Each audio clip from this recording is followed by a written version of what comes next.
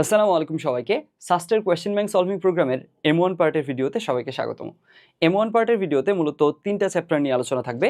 এই 3টা চ্যাপ্টার হচ্ছে ম্যাথের ফার্স্ট পেপারের শর্ট সিলেবাসের অন্তর্ভুক্ত একদম প্রথম 3টা চ্যাপ্টার, অর্থাৎ ম্যাট্রিক্স নির্ণায়ক, সরলরেখা এবং বৃত্ত। এখন এই পুরো ভিডিও জুড়ে আমরা চেষ্টা করব এই 3টা চ্যাপ্টারের উপরে সাস্টের প্রিভিয়াস ইয়ারের কোয়েশ্চেনগুলোতে কীরকম কোয়েশ্চেন আসছে এবং সেগুলোর সলভিং অ্যাপ্রোচ কীরকম হতে পারে সেই জিনিসগুলো দেখার। এখন এগুলো সলভিং অ্যাপ্রোচ দেখানোর কেসে আমি মূলত যেভাবে আগানোর চেষ্টা করব সেটা হচ্ছে এরকম যে আমি প্রথমেই কোয়েশ্চেনটা গো থ্রু করার পরেই আমি ওটার বেসিসে আমার থট প্রসেস কী, যে আচ্ছা এটার কেসে এটা কি দেখে আমি উত্তরটা বলে দিতে পারতেছি, যদি দেখেই বলে দিতে পারি সেটা কোন থট প্রসেস থেকে বলতে পারতেছি সেটা শেয়ার করব। প্লাস যদি দেখে পুরোটা বলতে না পারি, দেখা গেল যে কোয়েশ্চেনটা একটু কমপ্লেক্স, আমাকে ওখানে ফিগার আঁকতে হবে, তারপরে একটু ফাইন্ড আউট করতে হবে, ফিগার আউট করতে হবে যে আচ্ছা ওটা কীভাবে সলভ করা যায়, সেইটার কেসে মিনিমাম আমার থট প্রসেসটা কীরকম, যে আমার কী মনে হচ্ছে, আমার গাট ফিলিং কী বলতেছে যে আচ্ছা ঠিক আছে এইটার কেসে মনে হয় এভাবে যেতে পারি, আমি এটা কেন মনে হয় বললাম সেই জিনিসটাও শেয়ার করব। এখন এক কথায় আমি কোয়েশ্চেনটা গো থ্রু করার পরই সাথে সাথেই জাস্ট লেখা শুরু করব না, বরং আমি শুরুতেই এই জিনিসটা বলে নেওয়ার চেষ্টা করব যে এইটার উপর বেস করে আমার নিজের থট প্রসেস কী, বুঝছো? এই জিনিসটা বলার চেষ্টা করব কেন, কারণটা হচ্ছে যে আমাদের আসলে যদি নিজেদের প্রবলেম সলভিং ক্যাপাবিলিটি গ্রো করতে হয়, সেই জিনিসটা যদি নিজেদের শাইন করতে হয়, তাহলে আসলে যেই জিনিসটাতে সবচেয়ে বেশি গুরুত্ব দিতে হবে সেটা হচ্ছে থট প্রসেস গ্রো করা, যে আমি নিজে নিজে চিন্তা করে এই জিনিসটা বের করতে পারতেছি কিনা, বা নিজে নিজে চিন্তা করে যদি বের করতে পারি সেটার আরও এফিশিয়েন্ট ওয়ে নিজেই চিন্তা করতে পারতেছি কিনা, বুঝছি? তাহলে আমাদেরকে চিন্তার দিক থেকে স্ট্রং হতে হবে। তো সেই ব্যাপারটাই যাতে ডেভেলপ করানো যায় তোমাদের মাঝে, সেই জন্যই আমি এই কাজটা করার চেষ্টা করব। সাথে যখন কিছু কোয়েশ্চেনের কেসে দেখা যাবে একাধিক সলভিং অ্যাপ্রোচ আছে এবং একাধিক সলভিং অ্যাপ্রোচের মাঝে একজন স্টুডেন্ট যে কোনোটা অ্যাডপ্ট করতে পারে, দুইটাই কাছাকাছি এরকম এফিশিয়েন্ট, তখন আমি দুইটাই শেয়ার করার চেষ্টা করব, বা দুইটা হোক তিনটা হোক যতগুলো থাকে সবগুলোই শেয়ার করার চেষ্টা করব। তো আমরা চলো এই ভিডিওটার আমরা সলভিংটাতে হাত দিই। এখন প্রথমেই যে চ্যাপ্টারটা নিয়ে কাজ করব সেটা হচ্ছে ম্যাট্রিক্স ও নির্ণায়ক। আমাদের প্রথম কোয়েশ্চেনটা হচ্ছে এটা এটা 24-25 সেশনে সাস্টে আসছিল। এখানে কি বলা হয়েছে, এখানে বলা আছে 3/3 ক্রমের ম্যাট্রিক্স এ এর জন্য trace of A into A inverse এর মানটা জানতে চাইছে। এটা কিন্তু বেশ সহজ একটা কোয়েশ্চেন, এটা আমাদের দেখেই বলতে পারা উচিত। কি হবে উত্তরটা একটু দেখি আমরা। এখানে এ আর এ ইনভার্স, তার মানে একটা স্কোয়ার ম্যাট্রিক্সের সাথে ওর ইনভার্স ম্যাট্রিক্স গুণ করছি, তাহলে কি আসবে? কোন একটা ম্যাট্রিক্সের সাথে ওর ইনভার্স ম্যাট্রিক্স গুণ করলে আইডেন্টিটি ম্যাট্রিক্স বা আই আসবে, তাই না? এখন এই যে আই আসবে, এটা ট্রেস জানতে চাইছে। এখন কথা হচ্ছে আই ম্যাট্রিক্সটা কত ক্রমের? এ ম্যাট্রিক্সটা যত ক্রমের ছিল আইটাও ঠিক তত ক্রমেরই হবে। তাহলে এর এ ছিল 3/3 ক্রমের, তাহলে আইটাও আসবে 3/3 ক্রমের। তো এখন একটা 3/3 ক্রমের আইডেন্টিটি ম্যাট্রিক্স যদি আমরা চিন্তা করি, তাহলে বুঝাই যাচ্ছে এর ট্রেস কত হবে? ট্রেস হবে 1 + 1 + 1 3। খুব সিম্পল। তাহলে এখানে আনসারটা হবে 3। তাহলে আমরা মোটামুটি মুখে বলে ফেললাম যে আমরা কি চিন্তা করে এই জিনিসটা দেখেই বলে দেওয়া যাচ্ছে, বুঝছি? তারপরে এখন আমরা একটু ওটার বেসিসে ডকুমেন্টেশনের খাতিরে আমরা আসলে যতটুকু লেখার প্রয়োজন সেই জিনিসটা একটু লিখে দেখব। বোঝা গেছে কথাটা? আমি কিন্তু পুরো ভিডিও জুড়ে এইভাবেই আগানোর চেষ্টা করব।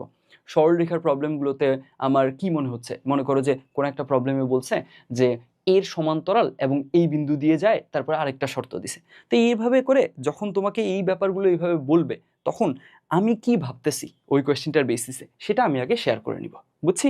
এই জিনিসটা কেন করতেছি সেটাও কিন্তু তোমাদের বলছি। তো তোমাদের দায়িত্ব থাকবে যে এই ভিডিওটা যখন দেখতেছো তখন অবশ্যই যদি এইখানকার যে চ্যাপ্টার 3টা ম্যাট্রিক্স, সরলরেখা এবং বৃত্ত, সেগুলোর থিওরি তোমার মনে হয় যে একটু আমার রিভিজিট করা দরকার, একটু রিকল করা দরকার, একটু রিকল করে নিও। এখন থিওরি রিভিজিট করা মানে কি? মানে হচ্ছে যে জাস্ট ওইটার কোর বেসিক পার্টগুলা, জাস্ট ওভারঅল জিনিসগুলা, যে আচ্ছা ঠিক আছে ম্যাট্রিক্সের কেসে, নির্ণায়কের কেসে একদম ওভারঅল আমাদের সূত্র বলো বা মেইন থিমটা, এই জিনিসগুলো দেখে নেওয়া উচিত।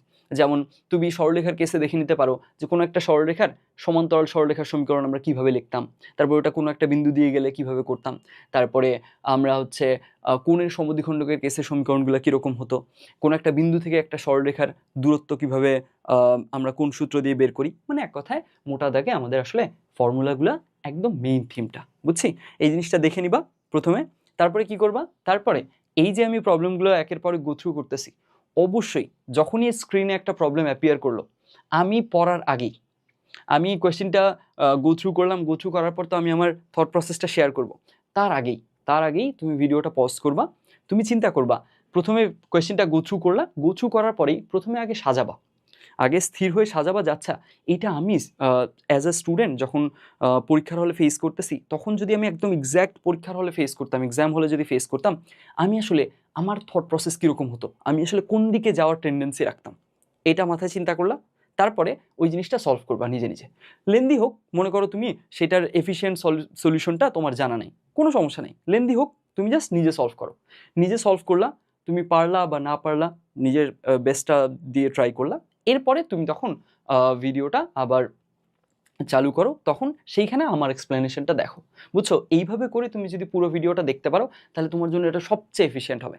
আদারওয়াইজ ঝামেলাটা হবে কি জানো, তুমি যখন এখানে দেখতেছো, মনে করো যে তুমি এটা কোনো ট্রাই আউট করতেছো না, প্রবলেমগুলো এগুলো তুমি কোনো চিন্তা করতেছো না, নিজের মাথা খাটাচ্ছ না, তখন তুমি জাস্ট ভিডিওটা আমি সলিউশন করে দিচ্ছি একের পর এক, সেই জিনিসটা দেখতে থাকতেছো। এখানে তোমার নিজের চিন্তার কোনো জার্নি থাকলো না। অ্যান্ড তুমি যদি নিজের চিন্তার কোনো জার্নি না রাখো, তাহলে আসলে তুমি এরকম হুট করে কোনো যখন কোয়েশ্চেন আসবে, তখন কিন্তু সেক্ষেত্রে তুমি আর অত সহজে, অত কুইকলি, অত এফিশিয়েন্টলি চিন্তা করে সলিউশনের যে অ্যাপ্রোচটা, সলভিং অ্যাপ্রোচটা, সেটা বের করতে পারবে না, বুঝছি? সো অবশ্যই নিজের মাথা খাটতে হবে, তোমাকে অবশ্যই এটা নিজের স্বার্থেই করতে হবে। তো দেখো, তাহলে আমি মোটামুটি ভিডিওটা কিভাবে দেখতে হবে এবং আমি ভিডিওটা কিভাবে ক্যারি অন করব সেই পুরো ব্যাপারগুলো কিন্তু ক্লিয়ার করছি। এখন যেখানে ছিলাম, যেখানে ছাড়ছি, সেখান থেকে আবার কন্টিনিউ করি। আমরা তাহলে এইটার মুখে মুখে এই জিনিসটার যে সমাধান বলে দেওয়া যাচ্ছে সেই জিনিসটা বলে ফেলছি, এখন জাস্ট একটু লিখে লিখে জিনিসটা দেখি। তো এখানে আমাদের ছিল এ আর এ ইনভার্স আমরা গুণ করছি, তাহলে এ আর এ ইনভার্স গুণ করলে আই আসবে। এখন কথা হচ্ছে এই যে আইডেন্টিটি ম্যাট্রিক্সটা, এটা কত ক্রমের আসবে? এর ক্রম যত ছিল ঠিক সিম্পলি তত ক্রমের আইডেন্টিটি ম্যাট্রিক্স আসবে, অর্থাৎ 3/3 ক্রমের আইডেন্টিটি ম্যাট্রিক্স আসবে। এইটার কি চাওয়া হয়েছে? এইটার ট্রেস চাওয়া হয়েছে। তাহলে 3/3 ক্রমের একটা আইডেন্টিটি ম্যাট্রিক্সের ট্রেস কত হবে? খুবই সিম্পলি 3 হবে। কেন? কারণ আমরা এমনিতেই বুঝতে পারতেছি যে 3/3 ক্রমের একটা আইডেন্টিটি ম্যাট্রিক্স দেখতে কীরকম হবে বলো? এখানকার সেই জিনিসটা দেখতে এরকম হবে। তাহলে বুঝাই যাচ্ছে ট্রেস মানে তো হচ্ছে মুখ্য কর্ণ বরাবর ভুক্তিগুলোর যোগফল, তাই না? তাহলে এই তিনটা জিনিসের যোগফল। এই তো। আর এখানে আমাদের এই জিনিসটাও মাথায় রাখতে পারি যে ট্রেস অফ আইডেন্টিটি ম্যাট্রিক্স যার ক্রম হচ্ছে n/n, সেটার কত হবে? তার ট্রেস হবে n। এভাবে করেও চিন্তা করা যায়। এই তো, বুঝছি এটা ঠিকঠাক, সামনে আগাই। এরপরে এই কোয়েশ্চেন, এখন তোমার কাজ কি হবে বুঝছো? আমি কিন্তু এই জিনিসগুলোতে জোর দিচ্ছি যাতে করে তোমাদের জন্য ভিডিওটা দেখা এফিশিয়েন্ট হয়। শুধু শুধু ভিডিওটা দেখে গেলাম, নিজে কোনো মাথা খাটালাম না, খুব একটা লাভ কি হবে? খুব একটা লাভ কিন্তু হওয়ার কথা না। পার্সোনাল নিজের যদি পার্সোনাল অ্যাপ্রোচে চিন্তা করি, তো আমাদেরকে নিজেদের লাভের কথা চিন্তা করতে হবে। আচ্ছা, এইটা কোয়েশ্চেন দেখার সাথে সাথেই পজ করে ট্রাই করবা। এখন দেখো এখানকার কেসে কোয়েশ্চেনে কি বলছে, 3/3 ক্রমের একটা কর্ণ ম্যাট্রিক্স এর কর্ণ উপাদানগুলোর গুণফল হচ্ছে 2√2। এটা যদি হয়ে থাকে তাহলে √2i - a এই ম্যাট্রিক্সটার ডিটারমিনেন্টটার কিউবের মান বের করতে বলছে। এই হলো আমাদের কোয়েশ্চেন। এখন কথা হচ্ছে এই কোয়েশ্চেনটাতে না কনটেক্সচুয়াল একটা ভুল আছে। আমাদের কোয়েশ্চেনে যে কনটেক্সটটা বলা আছে এইখানে একটা ভুল আছে। সেই ভুলটা কি? ভুলটা প্রথমে পয়েন্ট আউট করব, তারপরে এইখানে কারেক্ট কোয়েশ্চেনটাতে আমরা পুরো সলভিং অ্যাপ্রোচটা দেখব, এবং সলভিং অ্যাপ্রোচ দেখার শেষে ওই জিনিসটা যে ভুল বলতেছি যে আচ্ছা এখানে এই কোয়েশ্চেনে এই জিনিসটা ভুল আছে, এটা কেন ভুল বলছি সেটাও ক্লিয়ার করে দেবো। আগাই তাহলে। এখানে ভুলটা যেখানে, সেটা হচ্ছে এই কর্ণ কথাটাতে। এইটা আসলে কর্ণ ম্যাট্রিক্স হবে না, এই জিনিসটা কি হবে? এই জিনিসটা হবে স্কেলার ম্যাট্রিক্স। এটা কর্ণ ম্যাট্রিক্স হবে না, এটা হবে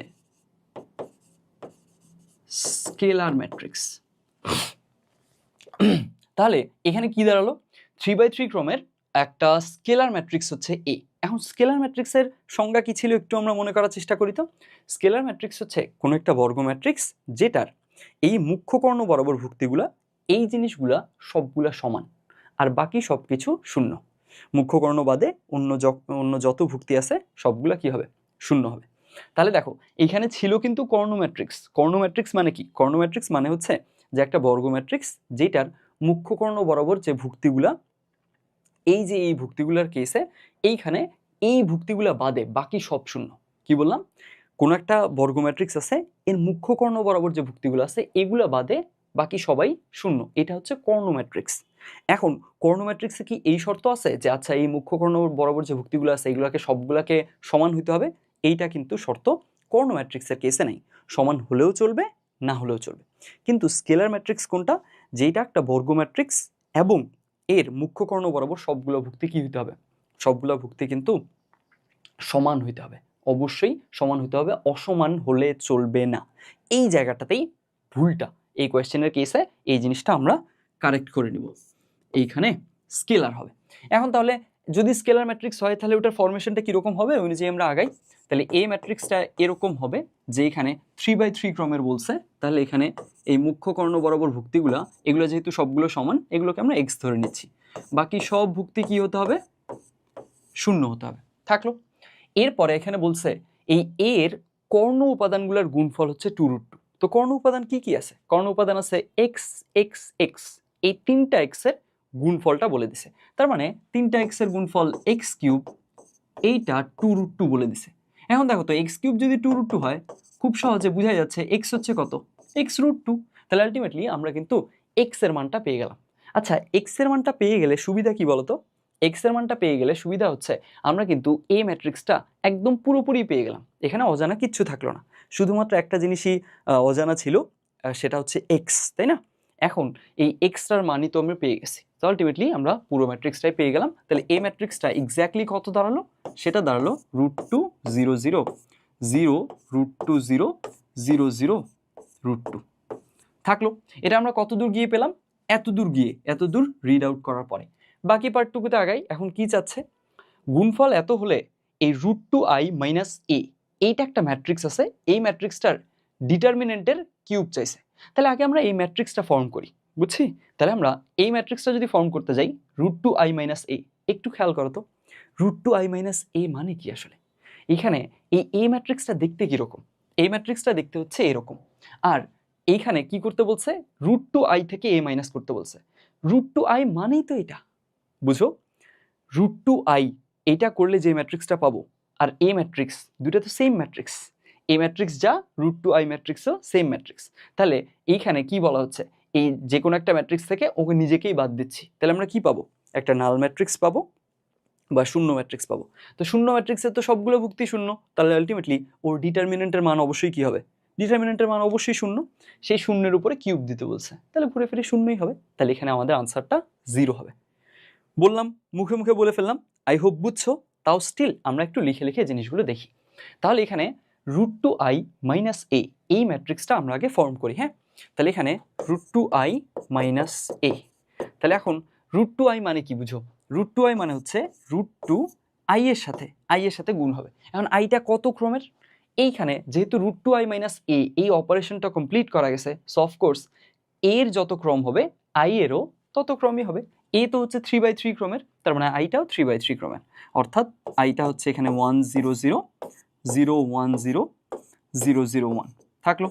এইখান থেকে এ কে বাদ দিতে বলছে, তাই না? তাহলে এ কত, √2 0 0 0 √2 0 আর 0 0 √2। এখন তুমি দেখো তো এই যে √2 আর এইটা, এই দুটা জিনিস যদি গুণ হয়ে যায় তাহলে কি হবে, কোন একটা স্কেলারের সাথে কোন একটা ম্যাট্রিক্স যখন আমরা গুণ করি তখন আসলে কি হয়, ওই স্কেলারটাকে ম্যাট্রিক্সটার ভেতরে নিয়ে গেলে সেটা সবগুলো ভুক্তির সাথে গুণ হয়ে যায়। অর্থাৎ এখানে √2 বাইরে আসে, এটাকে যদি আমরা ভেতরে নিয়ে যাই ম্যাট্রিক্সের ভেতরে, তাহলে এই √2টা সবগুলো ভুক্তির সাথে কি হয়ে যাবে, গুণ হয়ে যাবে। তাহলে সবগুলো ভুক্তির সাথে যদি গুণ হয়ে যায় তাহলে কি দাঁড়াবে, একটু দেখো তো, এটা এরকম দাঁড়াবে না, যে √2 0 0 0 √2 0 0 0 √2। এখন এখানে কি হলো, তাহলে এই যে √2 এর সাথে গুণ হয়ে গেল, তো আলটিমেটলি এ ম্যাট্রিক্স যা ছিল এটা তো হুবহু তাই আসলো। দেখো এই যে এ ম্যাট্রিক্স যা ছিল এটা হুবহু তাই আসলো। তাহলে এখান থেকে কি বলছে, এখান থেকে আবার এই ম্যাট্রিক্সটাকে বিয়োগ করতে বলছে, তাহলে আলটিমেটলি নিজের থেকে নিজেকেই বিয়োগ করতে হচ্ছে। তাহলে √2 0 0 0 √2 0 0 0 √2, তাহলে এখান থেকে এটা নিজের থেকে নিজেকে বিয়োগ করলে কি দাঁড়াবে, নাল ম্যাট্রিক্স বা জিরো ম্যাট্রিক্স এখানে চলে আসবে। এই তো জিরো ম্যাট্রিক্স থেকে গেল। এখন এইবার কি বলছে বুঝো, এইখানে এই ম্যাট্রিক্সটা ফর্ম করছে, তারপরে এই যে এখানে এই মডের মতো চিহ্ন, তার মানে কি ডিটারমিনেন্ট মিন করছে। তাহলে এই যে এই ম্যাট্রিক্সটার ডিটারমিনেন্ট বের করতে হবে। তাহলে ম্যাট্রিক্স তো নাল ম্যাট্রিক্স আসছে, নাল ম্যাট্রিক্সের ডিটারমিনেন্ট অফকোর্স কি হবে, 0 হবে। তাহলে এইটার যদি আমরা ডিটারমিনেন্ট লিখি √2i - a, এইটার ডিটারমিনেন্ট হচ্ছে 0। এখন ওর ডিটারমিনেন্টের মানের উপরে আবার কি দিছে, কিউব দিছে, সো আলটিমেটলি এইখানে জিরোর উপরে কিউব দেওয়া মানে জিরোই আসবে, খুব সহজ জিনিস। তাহলে এখানে জিরোই হবে আমাদের আনসার, এই ডি নাম্বার অপশনটা হবে কারেক্ট আনসার। দেখো বুঝছো কিনা, সিম্পল জিনিস কিন্তু। এইখানে আলটিমেটলি আমাদের প্রথমে আমরা কোয়েশ্চেনের কারেকশনটা দেখছি যে এখানে আসলে কর্ণ হবে না বরং স্কেলার হবে, তারপরে সেখান থেকে আমরা ধাপে ধাপে জিনিসগুলো আগাইছি। প্রথমে এর যে কথা বলছে স্কেলার ম্যাট্রিক্স, তো আমরা এর ফরমেশনটা বিল্ড করছি, তারপরে এখানে একটা তথ্য দিয়ে দিছে যে কর্ণর উপাদানগুলোর গুণফল এত, তাহলে সেইখান থেকে এইটার মান পেয়ে গেছি, তার মানে এক্স্যাক্টলি এ পেয়ে গেছি। তারপরে বলছে √2i - a, এখন √2i যা এও তো তা, তাই না? তো তখন ওইখান থেকে ওই যে সবগুলো জিনিস দেখায় আমরা দেখলাম যে এখানে ওদের বিয়োগফলটা আসতেছে নাল ম্যাট্রিক্স। নাল ম্যাট্রিক্সের ডিটারমিনেন্ট বের করতে বলছে, নাল ম্যাট্রিক্সের ডিটারমিনেন্ট 0, তার উপরে কিউব দিতে বলছে। এই তো কাজ, আশা করা যায় সবগুলো জিনিস বুঝছি। এইবার আমরা ফাইনাল পয়েন্টটা নিয়ে আলোচনা করব। ফাইনাল পয়েন্টটা কোনটা? এই যে এখানে যে আমরা বলছিলাম যে কোয়েশ্চেনে একটা ভুল আছে, কনটেক্সচুয়াল একটা এরর আছে, যেখানে কর্ণ ম্যাট্রিক্স না হয়ে এখানে স্কেলার ম্যাট্রিক্স হবে। এখন কথা হচ্ছে এই জিনিসটা কেন কনটেক্সচুয়াল এরর বলছি, এটা কি আসলেই এরর কিনা সেই ব্যাপারটুকু একটু আলোচনা করি। হ্যাঁ, এখানে দেখো কর্ণ ম্যাট্রিক্সের কেসে ওর আসলে এই যে মুখ্য কর্ণ বরাবর যে ভুক্তিগুলা, এইগুলোর কেসে এইগুলো বাদে, মুখ্য কর্ণ বরাবর ভুক্তিগুলো বাদে অন্য সব কিছু শূন্য হইতে হয়, তাই না? তো এখন এই যে মুখ্য কর্ণ বরাবর ভুক্তি বাদে অন্য সব কিছু শূন্য, তাহলে এই যে এই বরাবর থাকবে ভুক্তি, তাহলে এই বরাবর ভুক্তিগুলা সবগুলো সমান হইতে হবে এরকম কোনো শর্ত নাই কর্ণ ম্যাট্রিক্সের বেলা। তাহলে এগুলো যদি সবগুলো সমান হওয়ার শর্ত না থাকে, তাহলে এটা এক্স, এটাকে আমি একদম এক্স বলতে পারি না। এটা কি হয়ে যাবে XYZ, কারণ ultimately you are not sure যে তারা আসলে সবাই সেম, কারণ সবাই যে সেম হইতেই হবে এমন কোনো কথা তো এখানে নাই কর্ণ ম্যাট্রিক্স থাকলে। তাহলে আসলে কি দাঁড়ায়, XYZ থাকতেছে এখানে। এখন XYZ থাকলে কর্ণ উপাদানগুলোর গুণফল বলছে 2√2, তার মানে কি আসবে x³ = 2√2 না এসে তখন আসবে XYZ = 2√2। এখন XYZ = 2√2 অসংখ্য উপায় হইতে পারে। XYZ তিনটা সংখ্যার যদি গুণফল 2√2 আসে, এটা তো অসংখ্যভাবে হইতে পারে, তাই না? এখন এই যে অসংখ্যভাবে হইতে পারে, এই অসংখ্য উপায়ের কারণে আমরা কি পাবো, এর অসংখ্য রকম কি পাবো, এর অসংখ্য রকম ফর্ম পাবো, এ অনেক রকম হবে। এখন এ যদি অনেক রকম হয়, √2i - a এইটাও অনেক রকম হবে, অ্যান্ড এইটা অনেক রকম হলে আলটিমেটলি ঘুরে ফিরে এটার ডিটারমিনেন্টটাও অনেক রকম হবে, অর্থাৎ এটাকে স্পেসিফাই করা যাবে না। এটা একদম এক্স্যাক্টলি পার্টিকুলারলি বলা যাবে না যে এটার মানে এত হবে, এটার মান 0ই হবে, এই জিনিসটা ক্লিয়ারলি বা স্পেসিফিক্যালি পার্টিকুলারলি বলা যাবে না তখন। বুঝছি, এখানে আসলে তারা কর্ণ ম্যাট্রিক্স না দিয়ে স্কেলার ম্যাট্রিক্স হতো, ভুলে হয়তো বা কর্ণ ম্যাট্রিক্স দিয়ে ফেলছে। বুঝা গেছে? এই তো এই কি কারণে এই জিনিসটা এইখানে আসলে কনটেক্সচুয়ালি ভুল, সেই জিনিসটাও ক্লিয়ার করে দেওয়ার ট্রাই করলাম যে ওখানে আসলে ওইটা থাকলে জিনিসটা স্পেসিফিক হয় না। ওকে, তাহলে এখানে আমাদের আনসারটা থাকলো 0। এরপরেরটাতে আগে, এরপরের কোয়েশ্চেনে বলছে এক্স এর কোন মানগুলোর জন্য এই ম্যাট্রিক্সের কোনো বিপরীত ম্যাট্রিক্স পাওয়া যাবে না। এখন দেখো কোনো ম্যাট্রিক্সের যদি বিপরীত ম্যাট্রিক্স পাওয়া না যায়, তার মানে কি? তার মানে ওই ম্যাট্রিক্সটা হচ্ছে সিঙ্গুলার ম্যাট্রিক্স বা ব্যতিক্রমী ম্যাট্রিক্স, অর্থাৎ ওর নির্ণায়কের মান হচ্ছে 0। তাহলে এখানে বলছে এই যে এই ম্যাট্রিক্সটার কোনো বিপরীত ম্যাট্রিক্স পাওয়া যাবে না, তার মানে এটাকে কি হতে হবে, এটাকে হতে হবে একটা ব্যতিক্রমী ম্যাট্রিক্স, অর্থাৎ এর নির্ণায়কের মান হতে হবে 0। তাহলে এইখানে তার মানে প্রশ্নটার ওভারঅল মিনিং দাঁড়ালো যে এক্স এর কোন মানগুলোর জন্য এইটার নির্ণায়কের মান হবে কত, 0। তাহলে সেই জিনিসটাই বিল্ড করে আগাই তাহলে। এখন দেখো এখানকার কেসে এই যে আমাদের যেহেতু এমসিকিউ, এটা তো লিখিত কোনো কোয়েশ্চেন না, এমসিকিউ এর কেসে সুবিধা হচ্ছে আমাদের অপশনস থাকতেছে। অপশনস থাকার সুবিধা হচ্ছে অনেক কেসে কি করা যায়, ক্যালকুলেটর দিয়ে অপশনগুলো চেক করে করেই আনসারটা জাজ করা যায়। এইখানেও কিন্তু তাই করা যাবে। খেয়াল করো এইখানে যেহেতু আমাদের 4টা অপশন আছে, এইখানে আমাদের এক কাজ করতে পারি, সেটা হচ্ছে এই যে ABCD এইখানে যে মানগুলো দেওয়া আছে এক্স এর, এই মানগুলো দিয়ে বসায় বসায় আমরা চেক করে দেখতে পারি যে কোনটার জন্য আসলে আমাদের কি হচ্ছে এই ম্যাট্রিক্সটার ডিটারমিনেন্ট বা নির্ণায়কের মান 0 হচ্ছে। যেখানে হবে সেটাই আমাদের কারেক্ট আনসার। মনে করো এ তে 6 দিয়ে হলো, -2 দিয়ে হলো না, তাহলে এই জিনিসটা উত্তর হবে না। এখানে -6 -2 কোনোটা দিয়েই হলো না, সি নাম্বারে -6 দিয়েও হলো, 2 দিয়েও হলো, এক্স এর মান -6 বসালেও চলবে, 0 হচ্ছে ডিটারমিনেন্টের ভ্যালু, 2 বসালেও চলবে, 2 বসালেও ডিটারমিনেন্টের ভ্যালু 0 হচ্ছে, তাহলে এইটাই হবে কারেক্ট আনসার। বুঝছি, তাহলে আলটিমেটলি আমাদের এইখানকার প্রথম সলভিং অ্যাপ্রোচ হচ্ছে এইটা কিন্তু ক্যালকুলেটারে চেক করা যায়, এটা বাই ক্যালকুলেটর আমরা এটা চেক করে এটা সলভ করে ফেলতে পারি।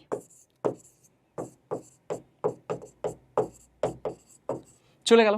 এখন দ্বিতীয়ত এই জিনিসটা যদি আমরা জাস্ট হাতে কলমে নিজেরা একটু সলভ করে আনতে চাই, সেটাও করতে পারি। সেটার কেসে কি করা যায়, খেয়াল করো, এখানে আমাদের এক্স এর ওই মানগুলো বের করতে হবে যার জন্য এই ম্যাট্রিক্সটার নির্ণায়কের মান কি হবে, 0 হবে।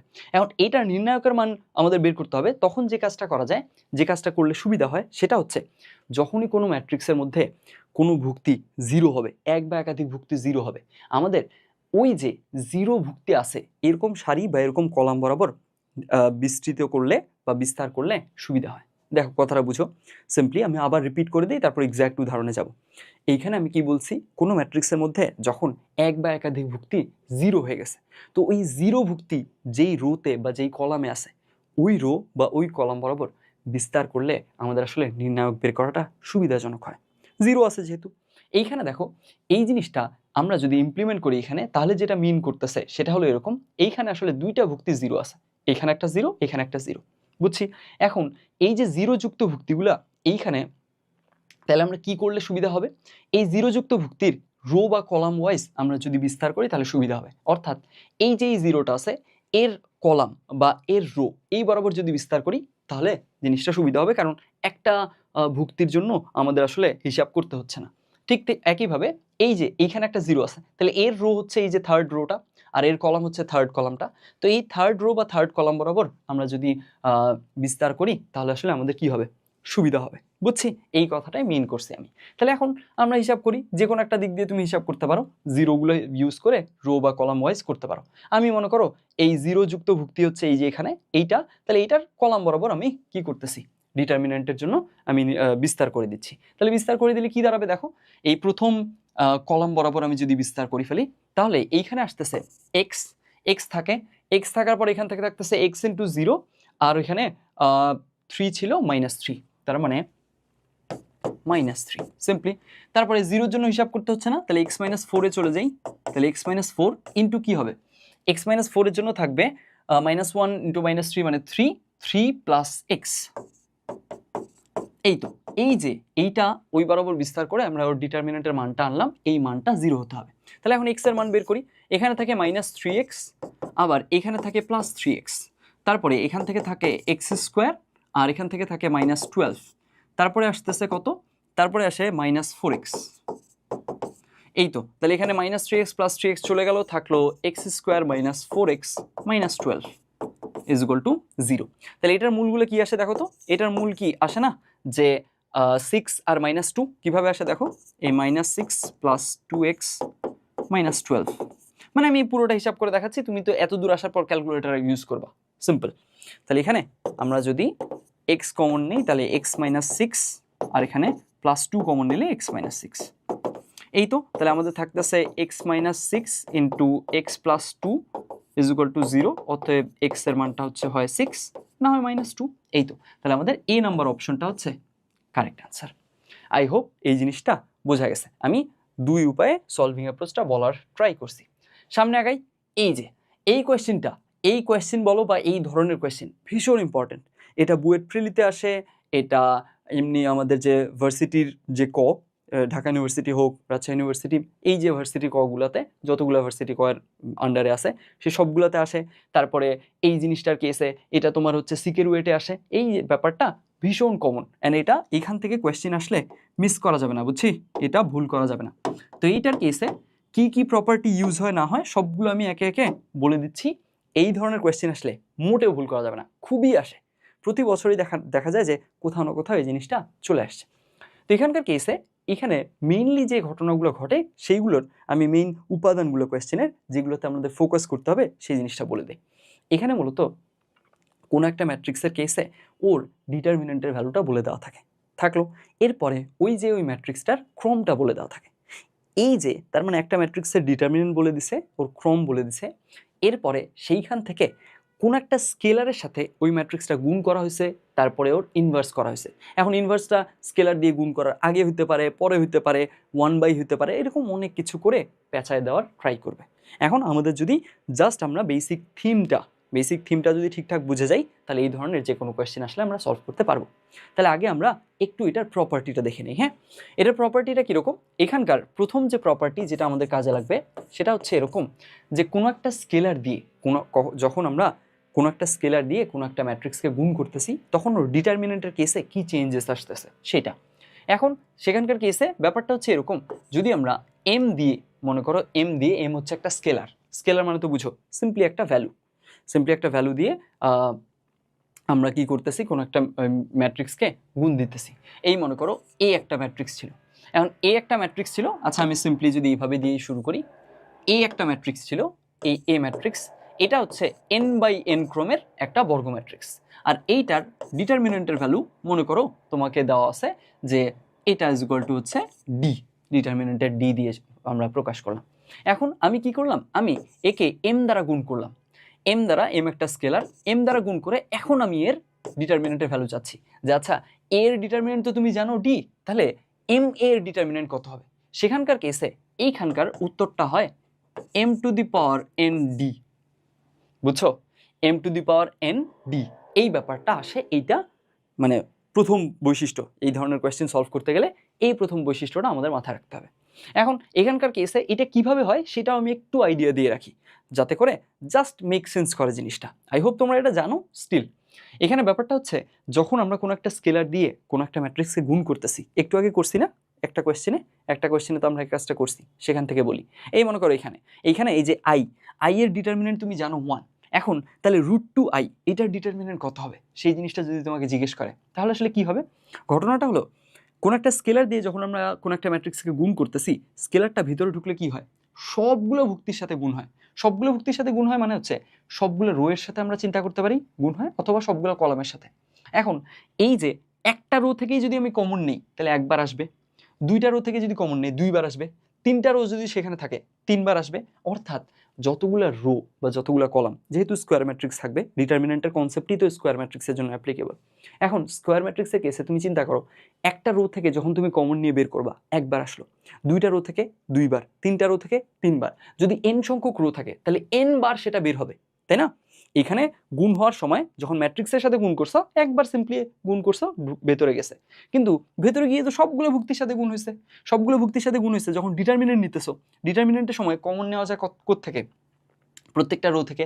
তো প্রত্যেকটা রো থেকে যদি একে একে কমন নিতে থাকো, সেখানে যদি এন সংখ্যক রো থাকে তাহলে কি আসবে, √2টা কয়বার আসবে, এন বার আসবে না? যার কারণে কি হয়, এম দ্বারা যদি আমরা গুণ করি, এই যে দেখো এইবার প্রপার্টিটা খেয়াল করো, এম দ্বারা যখন গুণ করছি, একবার এম দ্বারা গুণ করছি, তাহলে এম ভিতরে গেছে, এর ভিতরে গিয়ে সববার সাথে গুণ হয়েছে, সবগুলো ভুক্তির সাথে গুণ হয়েছে। এখন যখন আমি ডিটারমিনেন্ট চিন্তা করতেছি, এমকে যখন আমি কমন নিব, তখন আমরা দেখতেছি যে আচ্ছা এমকে কমন নেওয়ার কেসে ও প্রত্যেকটা রো থেকে কমন নেওয়া যায়, অথবা প্রত্যেকটা কলাম থেকে, যেভাবে তুমি চিন্তা করো।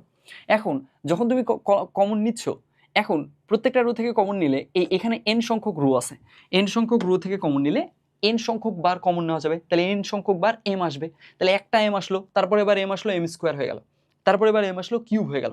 এইভাবে করে করে যতগুলো রো থাকবে M to the power N তত হয়ে যাবে। বুঝছি কেন হয়েছে সেটা সহ বলে দিলাম। ক্লিয়ার হয়েছে? ফাইন। এরপরে আমরা দ্বিতীয় প্রপার্টিতে যাই, যেটা কাজে লাগবে। দ্বিতীয় ইম্পর্টেন্ট প্রপার্টিটা হচ্ছে এরকম যে আমরা যদি এইখানে এই একটা ম্যাট্রিক্স আছে যেটা n বাই n ক্রমের, এখন এইটার ডিটারমিনেন্ট তুমি জানো যেটা, সেটা হচ্ছে ডি। এখন এর যদি ইনভার্সের ডিটারমিনেন্ট তুমি বের করতে যাও, ইনভার্সের ডিটারমিনেন্ট বের করতে চাচ্ছ, এই ইনভার্সের ডিটারমিনেন্ট খুবই সিম্পলি কি হয়ে যাবে, জাস্ট সিম্পলি এই ইনভার্সের কেসে এইখানে পাওয়ারটা তুমি চিন্তা করতে পারো এভাবে যে এই ডিটারমিনেন্টের ভেতরে পাওয়ার রাখা আর বাইরে পাওয়ার রাখা সেম, এটা এইভাবে অ্যাক্ট করে, কাজ করে, এটা ওর প্রপার্টি। তার মানে এই যে -1টা, এই পাওয়ারটা এটা ভেতরে রাখা যা বাইরে রাখাও তাই, অর্থাৎ সিম্পলি আমি এর ভেতরে রাখা যা বাইরে রাখাও তাই। তাহলে এখান থেকে ভেতর থেকে বাইরে খুব সিম্পলি স্লাইড করা যায়। তাহলে স্লাইড যদি আমরা করি তাহলে কত আসে বলো, এইখানে ডিটারমিনেন্ট তার উপরে ইনভার্স 1 হয়ে গেল, তাহলে ডিটারমিনেন্ট তো একটা সিম্পলি ভ্যালু, এর ডিটারমিনেন্টের ভ্যালু হচ্ছে ডি, তাহলে ডি ইনভার্স অর্থাৎ 1/d। এই তো এরকম। তাহলে এখান থেকে এই দুইটা প্রপার্টি আমরা ঠিকঠাক বুঝলে এবং অ্যাপ্লাই করতে পারলে কাজটা খুবই সহজ হয়। তাহলে দেখো এইবার এই দুইটা প্রপার্টি আমি ধীরে সুস্থে বলার ট্রাই করছি, কারণ এগুলো অসংখ্য কোয়েশ্চেনে কাজে লাগে, খুবই ইম্পর্টেন্ট এই টাইপটা। তাহলে এখানে এইবার এইটা বুঝে বুঝে আমরা দেখি তো এইটা সলভ করতে পারি কিনা, প্রত্যেকটা স্টেপ বুঝে কাজগুলো করে আগাবো, অবশ্যই এটা সলভ করতে পারার কথা। তুমি দেখো এখানকার কেসে ডিটারমিনেন্ট অফ ডি বলে দিছে হচ্ছে 20, আর হচ্ছে এইখানে ওর ডিটারমিনেন্টের ভ্যালু বেরো দিছে 20, আর এটা হচ্ছে ক্রমটা হলো 3/3। তাহলে এখন আমরা একটু দেখি যে প্রথমে আমাদের কি লাগবে, 2D আর হচ্ছে ওর উপরে ইনভার্স দিছে। দেখ, সমস্যা নেই, যেভাবে দেখ, তুমি যেভাবে যে কোনোখান থেকে অপারেশনটা চালু করতে পারো। তুমি যদি 2Dর ডিটারমিনেন্ট প্রথমে বের করো, তারপরে বাকি কাজটা করো, তাও চলবে। আবার তুমি যদি ভাবো যে ভাইয়া ইনভার্স আছে, ইনভার্সকে তো আমি খুবই সিম্পলি বাইরে দিতে পারি ডিটারমিনেন্টের কেসে, সেটা দিয়েও করতে পারো, যেটা দিয়ে ইচ্ছা করো। মনে করো আমি এই ইনভার্স দিয়ে শুরু করলাম, যে আচ্ছা ইনভার্সটা আছে, 2D এর ইনভার্স, তার ডিটারমিনেন্ট চাইছে। এখন আমরা একটু আগে কি দেখছি, যে কোনো একটা ম্যাট্রিক্সের কেসে ওর ইনভার্স থাকুক বা হচ্ছে এখানে তোমার যদি ওর উপরে পাওয়ার 2 থাকে, a⁴ থাকে, a স্কোয়ার থাকলো, a স্কোয়ারের ডিটারমিনেন্ট চাইছে, তার মানে হচ্ছে a এর ডিটারমিনেন্টের উপর স্কোয়ার। ওখানে পাওয়ারটা সিম্পলি এখান থেকে বাইরে খুবই ইজিলি, স্লাইডলি, স্মুথলি তোমার হচ্ছে পুশ করতে পারো আর কি, ডিটারমিনেন্টের কেস, এটা ওর প্রপার্টি। তাহলে এখানে -1 ভিতরে আছে, খুবই সিম্পলি আমরা এটা লিখতে পারি যে 2D এর ডিটারমিনেন্টের উপরে -1, বুঝছি, এটা দিতে পারি। তাহলে এখন আমাদের জাস্ট একটা জিনিস লাগবে, যে এই 2D যে আছে এই ম্যাট্রিক্সটার ডিটারমিনেন্ট লাগবে। তাহলে সেটা বের করি, মনে করো সেটা এইখানে বের করতেছি। তাহলে আমরা কি পাইছি, ডিটারমিনেন্ট অফ ডি এইটাই পাইছি, কত, এইটাই হচ্ছে 20 পাইছি। এখন তাহলে আমরা 2D বের করার চেষ্টা করি। তাহলে 2D ডিটারমিনেন্ট কত হবে, একদম সিম্পলি এই প্রপার্টিতে কি দেখছো, এখানে দেখছো যে আচ্ছা এর যদি ডিটারমিনেন্ট ডি হয়, তাহলে এম যেখানে একটা স্কেলার, এম এর ডিটারমিনেন্ট কত হয়, m⁴ ডি, এন হচ্ছে ওর ক্রম। তাহলে ঠিক একইভাবে ওই অনুযায়ী ডি এর ডিটারমিনেন্ট 20, তাহলে 2D এর ডিটারমিনেন্ট কত, 2⁴ ওর ক্রম ইন্টু 20, সিম্পলি। তাহলে এর ক্রম কত, 3/3 ক্রম, তার মানে এখানে সিম্পলি ওর ক্রমের এই যে 3 চলে আসলো এখানে, মানে তার মানে 2³ × 20, মানে হচ্ছে 8 × 20, 8 × 10 = 80, 80 × 2 = 160। তাহলে এখানে 2D এর ডিটারমিনেন্টের মান হবে 160। সেই জিনিসটা এখানে বসায় দাও, তাহলে কত আসে, এই 2D এর ডিটারমিনেন্ট এই পুরোটা, এই 2D এর ডিটারমিনেন্ট পুরোটা কিন্তু 160 আমরা বের করছি এখানে। তাহলে 160⁻⁻1 মানে হচ্ছে 1/160। আই হোপ জিনিসটা ক্লিয়ারলি বোঝা গেছে। এখন এখানে তোমাকে কোয়েশ্চেনটা অনেকভাবে পেঁচাই দিতে পারে। এই যেমন ধরো মনে করো এই ইনভার্সটা ভেতরে না দিয়ে শুরুতেই কোয়েশ্চেনই বাইরে দিতে পারে। আবার তোমাকে এইভাবে দিতে পারে 2 × ডি ইনভার্সের ডিটারমিনেন্ট, অথবা 2 ইনভার্স তারপরে ডি, তারপরে আবার ব্র্যাকেট দিয়ে তারপরে ইনভার্স, তারপরে হচ্ছে তোমার ডিটারমিনেন্ট, অথবা এই ইনভার্সটা আবার বাইরে দিল। তো তোমাকে যেভাবেই দিক না কেন, তুমি যদি ঠিকঠাক জিনিসগুলো জাস্ট বুঝে বুঝে অপারেট করে করে আগাতে পারো, তাহলে এই জিনিসটা দেখবা অবশ্যই পারতেছো, এখানে না পারার কিছু নেই। এখন এইখানে আমাকে একটু তোমরা তাহলে নিজেরা কাজ করে এই কাজটা করে দাও, যে এইখানে এই 2D এর উপরে ইনভার্স দেওয়ার পরে ইনভার্সটা থেকে আমি আগাইছি, তুমি 2D থেকেও আগাতে পারো। তাহলে আসলে কি হতো একটু যদি চিন্তা করো, 2D থেকে যদি আগাও, তাহলে এখান থেকে ডি এর ডিটারমিনেন্ট এত, 2D ডিটারমিনেন্ট এত বের করে রাখলা এটা। এরপরে এটা যখন বের করলা, তারপরে এখন আসছে যে কোনো একটা ম্যাট্রিক্সের হচ্ছে তোমার ইনভার্সের ডিটারমিনেন্ট লাগবে, ওর ইনভার্সের ডিটারমিনেন্ট মানে ওর ডিটারমিনেন্টের ইনভার্স, কথা শেষ। তাহলে সেখান থেকে 160 বসাই দিলে। তো তুমি এইখান থেকে আগাও বা এখান থেকে আগাও, যেখান থেকে আগাও, ওভারঅল কাজটা ঠিকঠাক করতে পারলেই যে কোনো রকমভাবে পেঁচাই দিলে পারার কথা। সো আই হোপ এই টাইপটা একদম টোটালি ক্লিয়ার করা গেছে। দেখো আমার টার্গেট কিন্তু এটাই, জাস্ট এই কোয়েশ্চেনটা সলভ করে দিব, এই কোয়েশ্চেনটা আসলে হুবহু আসলে তুমি পারবা, ব্যাপারটা তো এমন না। আমার টার্গেট হচ্ছে এই যে এইরকম কোয়েশ্চেনগুলো সলভ করে দিচ্ছি, এরকম কোয়েশ্চেন বা এই ধাঁচের বা এই ফরমেশনের কোয়েশ্চেন সাস্টে আসুক বা অন্য যে কোনো জায়গায় যেখানে তুমি পরীক্ষা দিচ্ছ, যেখানে আসুক না কেন, আসলে যাতে তুমি ক্লিয়ারলি আনসার করতে পারো। বুঝছি? সো আই হোপ এইটা ক্লিয়ার হয়েছে। সামনে আগাই। এরপরে দেখো এখানে বলা হয়েছে কি, এক্স একটা ম্যাট্রিক্স দেওয়া আছে, এখন এইটা এত হলে এক্স ইনভার্স চাওয়া হয়েছে। খুবই সিম্পল, এই জিনিসটা কিন্তু পারতেই হবে, একদম সিম্পল জিনিস। এখানকার কেসে ব্যাপারটা হচ্ছে যে একটা 2/2 ম্যাট্রিক্স যদি থাকে, 2/2 ক্রমের যদি একটা ম্যাট্রিক্স থাকে, সেখানকার ইনভার্স ম্যাট্রিক্সটা জাস্ট দেখেই কিন্তু বলে দেওয়া যায়। কিভাবে সেটা, সেই জিনিসটা একটু দেখি। এইখানে মনে করো এ একটা ম্যাট্রিক্স, এটা 2/2, তার মানে এটার ফরমেশনটা ABCD এরকম। এখন এইটার কেসে এর যদি আমরা ইনভার্স বের করতে যাই, ইনভার্সটা খুব সহজে দেখেই বলতে হলে কি করতে হবে, এইটার দেখেই যদি বলতে চাই আমরা, খুবই সিম্পলি যেটা হবে যে 1/ এটার ডিটারমিনেন্ট, আর সাথে এখানে কি থাকবে, এইখানে থাকবে এই যে মুখ্য কর্ণ বরাবর ভুক্তিগুলা, এগুলো পরস্পর জায়গা চেঞ্জ করবে। অর্থাৎ এইখানে এ এর জায়গায় ডি আসবে, ডি এর জায়গায় এ আসবে। আর এই যে গৌণ কর্ণ বরাবর ভুক্তিগুলা, এগুলা জায়গা চেঞ্জ করবে না, চিহ্ন চেঞ্জ করবে। তাহলে -b - c। বুঝছি? তাহলে কি হলো বলতো, 2/2 ক্রমের যদি কোনো একটা ম্যাট্রিক্স থেকে থাকে, তাহলে সেটার ইনভার্স ম্যাট্রিক্স খুবই সহজে এভাবে বের করা যায়। এটা কেন হয় সেটাও একটু বলে নিই। আমি চাচ্ছি জিনিসগুলো মেক সেন্স করাতে, জাস্ট আচ্ছা এইটা মানে নিয়ম এরকম বা শর্টকাট এটা ঝাড়া মুখস্থ করো ব্যাপারটা যাতে এরকম না হয়, ওইটার বেসিক প্রিভিউটাও যাতে মাথায় থাকে যে আচ্ছা কোত্থেকে আসছিল, কেন হয়েছিল এটা। এখানকার কেসে ঘটনা হচ্ছে, তুমি খেয়াল করো ইনভার্স ম্যাট্রিক্সের বেসিক ফরমেশনটাই তো এরকম, তাই না? যে ইনভার্স যে কোনো একটা ম্যাট্রিক্সের ইনভার্স মানে হচ্ছে 1/এর ডিটারমিনেন্ট আর সাথে ওর অ্যাডজয়েন্ট ম্যাট্রিক্স। তো এখন এই এ ম্যাট্রিক্সটা অ্যাডজয়েন্ট ম্যাট্রিক্স আসলে এটা আসে, দ্যাটস ওয়াই এটা হয়, আর কিছু না, খুবই সিম্পল জিনিস। এখন অ্যাডজয়েন্ট ম্যাট্রিক্সটা কেন এরকম হয় সেটা বোঝাটাও খুব ইজি। তুমি দেখো এর সহগুণক বের করো, এর সহগুণক বের করলে তোমার ডি আসবে, তাহলে এর জায়গায় ডি বসলো। তারপর এখানে তুমি যদি ডি এর সহগুণক বের করো, তারপরে সেখানে এ আসবে, তা আসলো। এইখান থেকে এগুলো মুখ্য কর্ণ বরাবর ভুক্তি, ওই ট্রান্সপোজ করার পরেও এদের জায়গা চেঞ্জ হয় না, সিম্পলি থাকলো।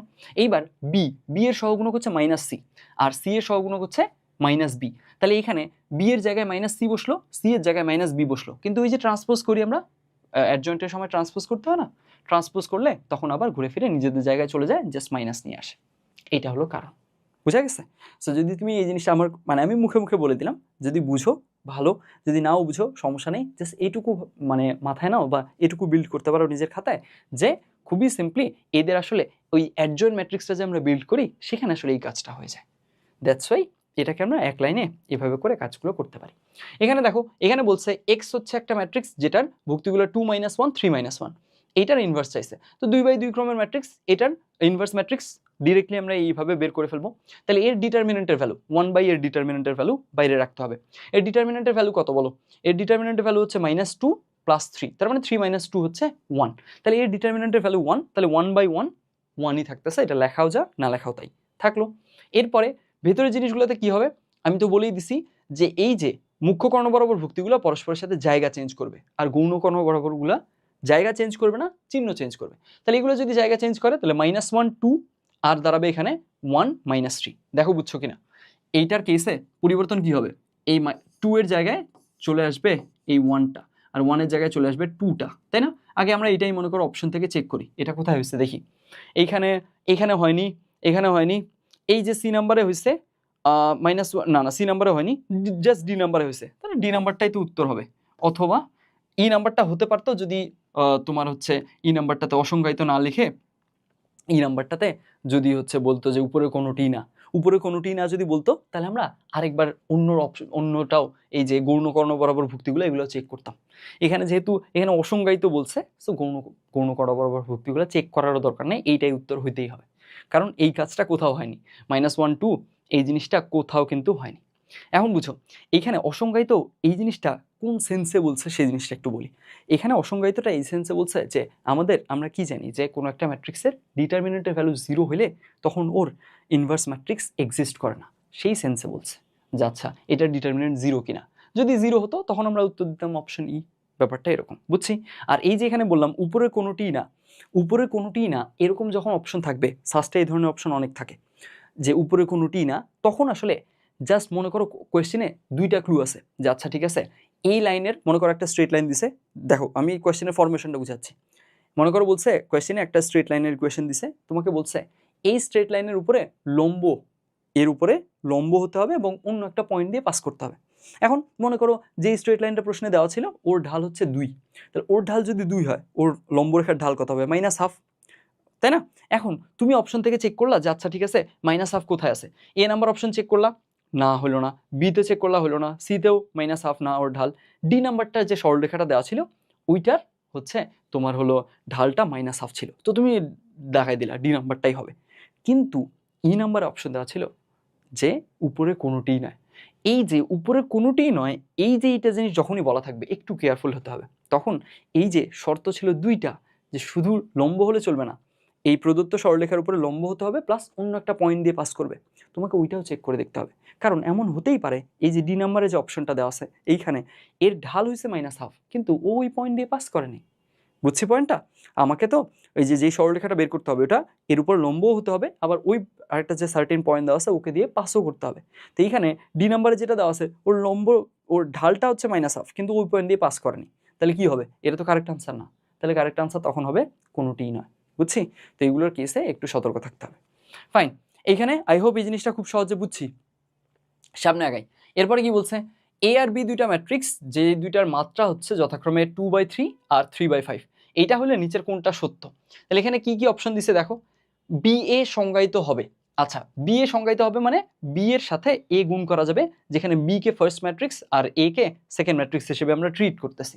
তাহলে এইখানে দুইটা ম্যাট্রিক্সের কেসে ওদের গুণফল সংজ্ঞায়িত হওয়ার শর্ত কি?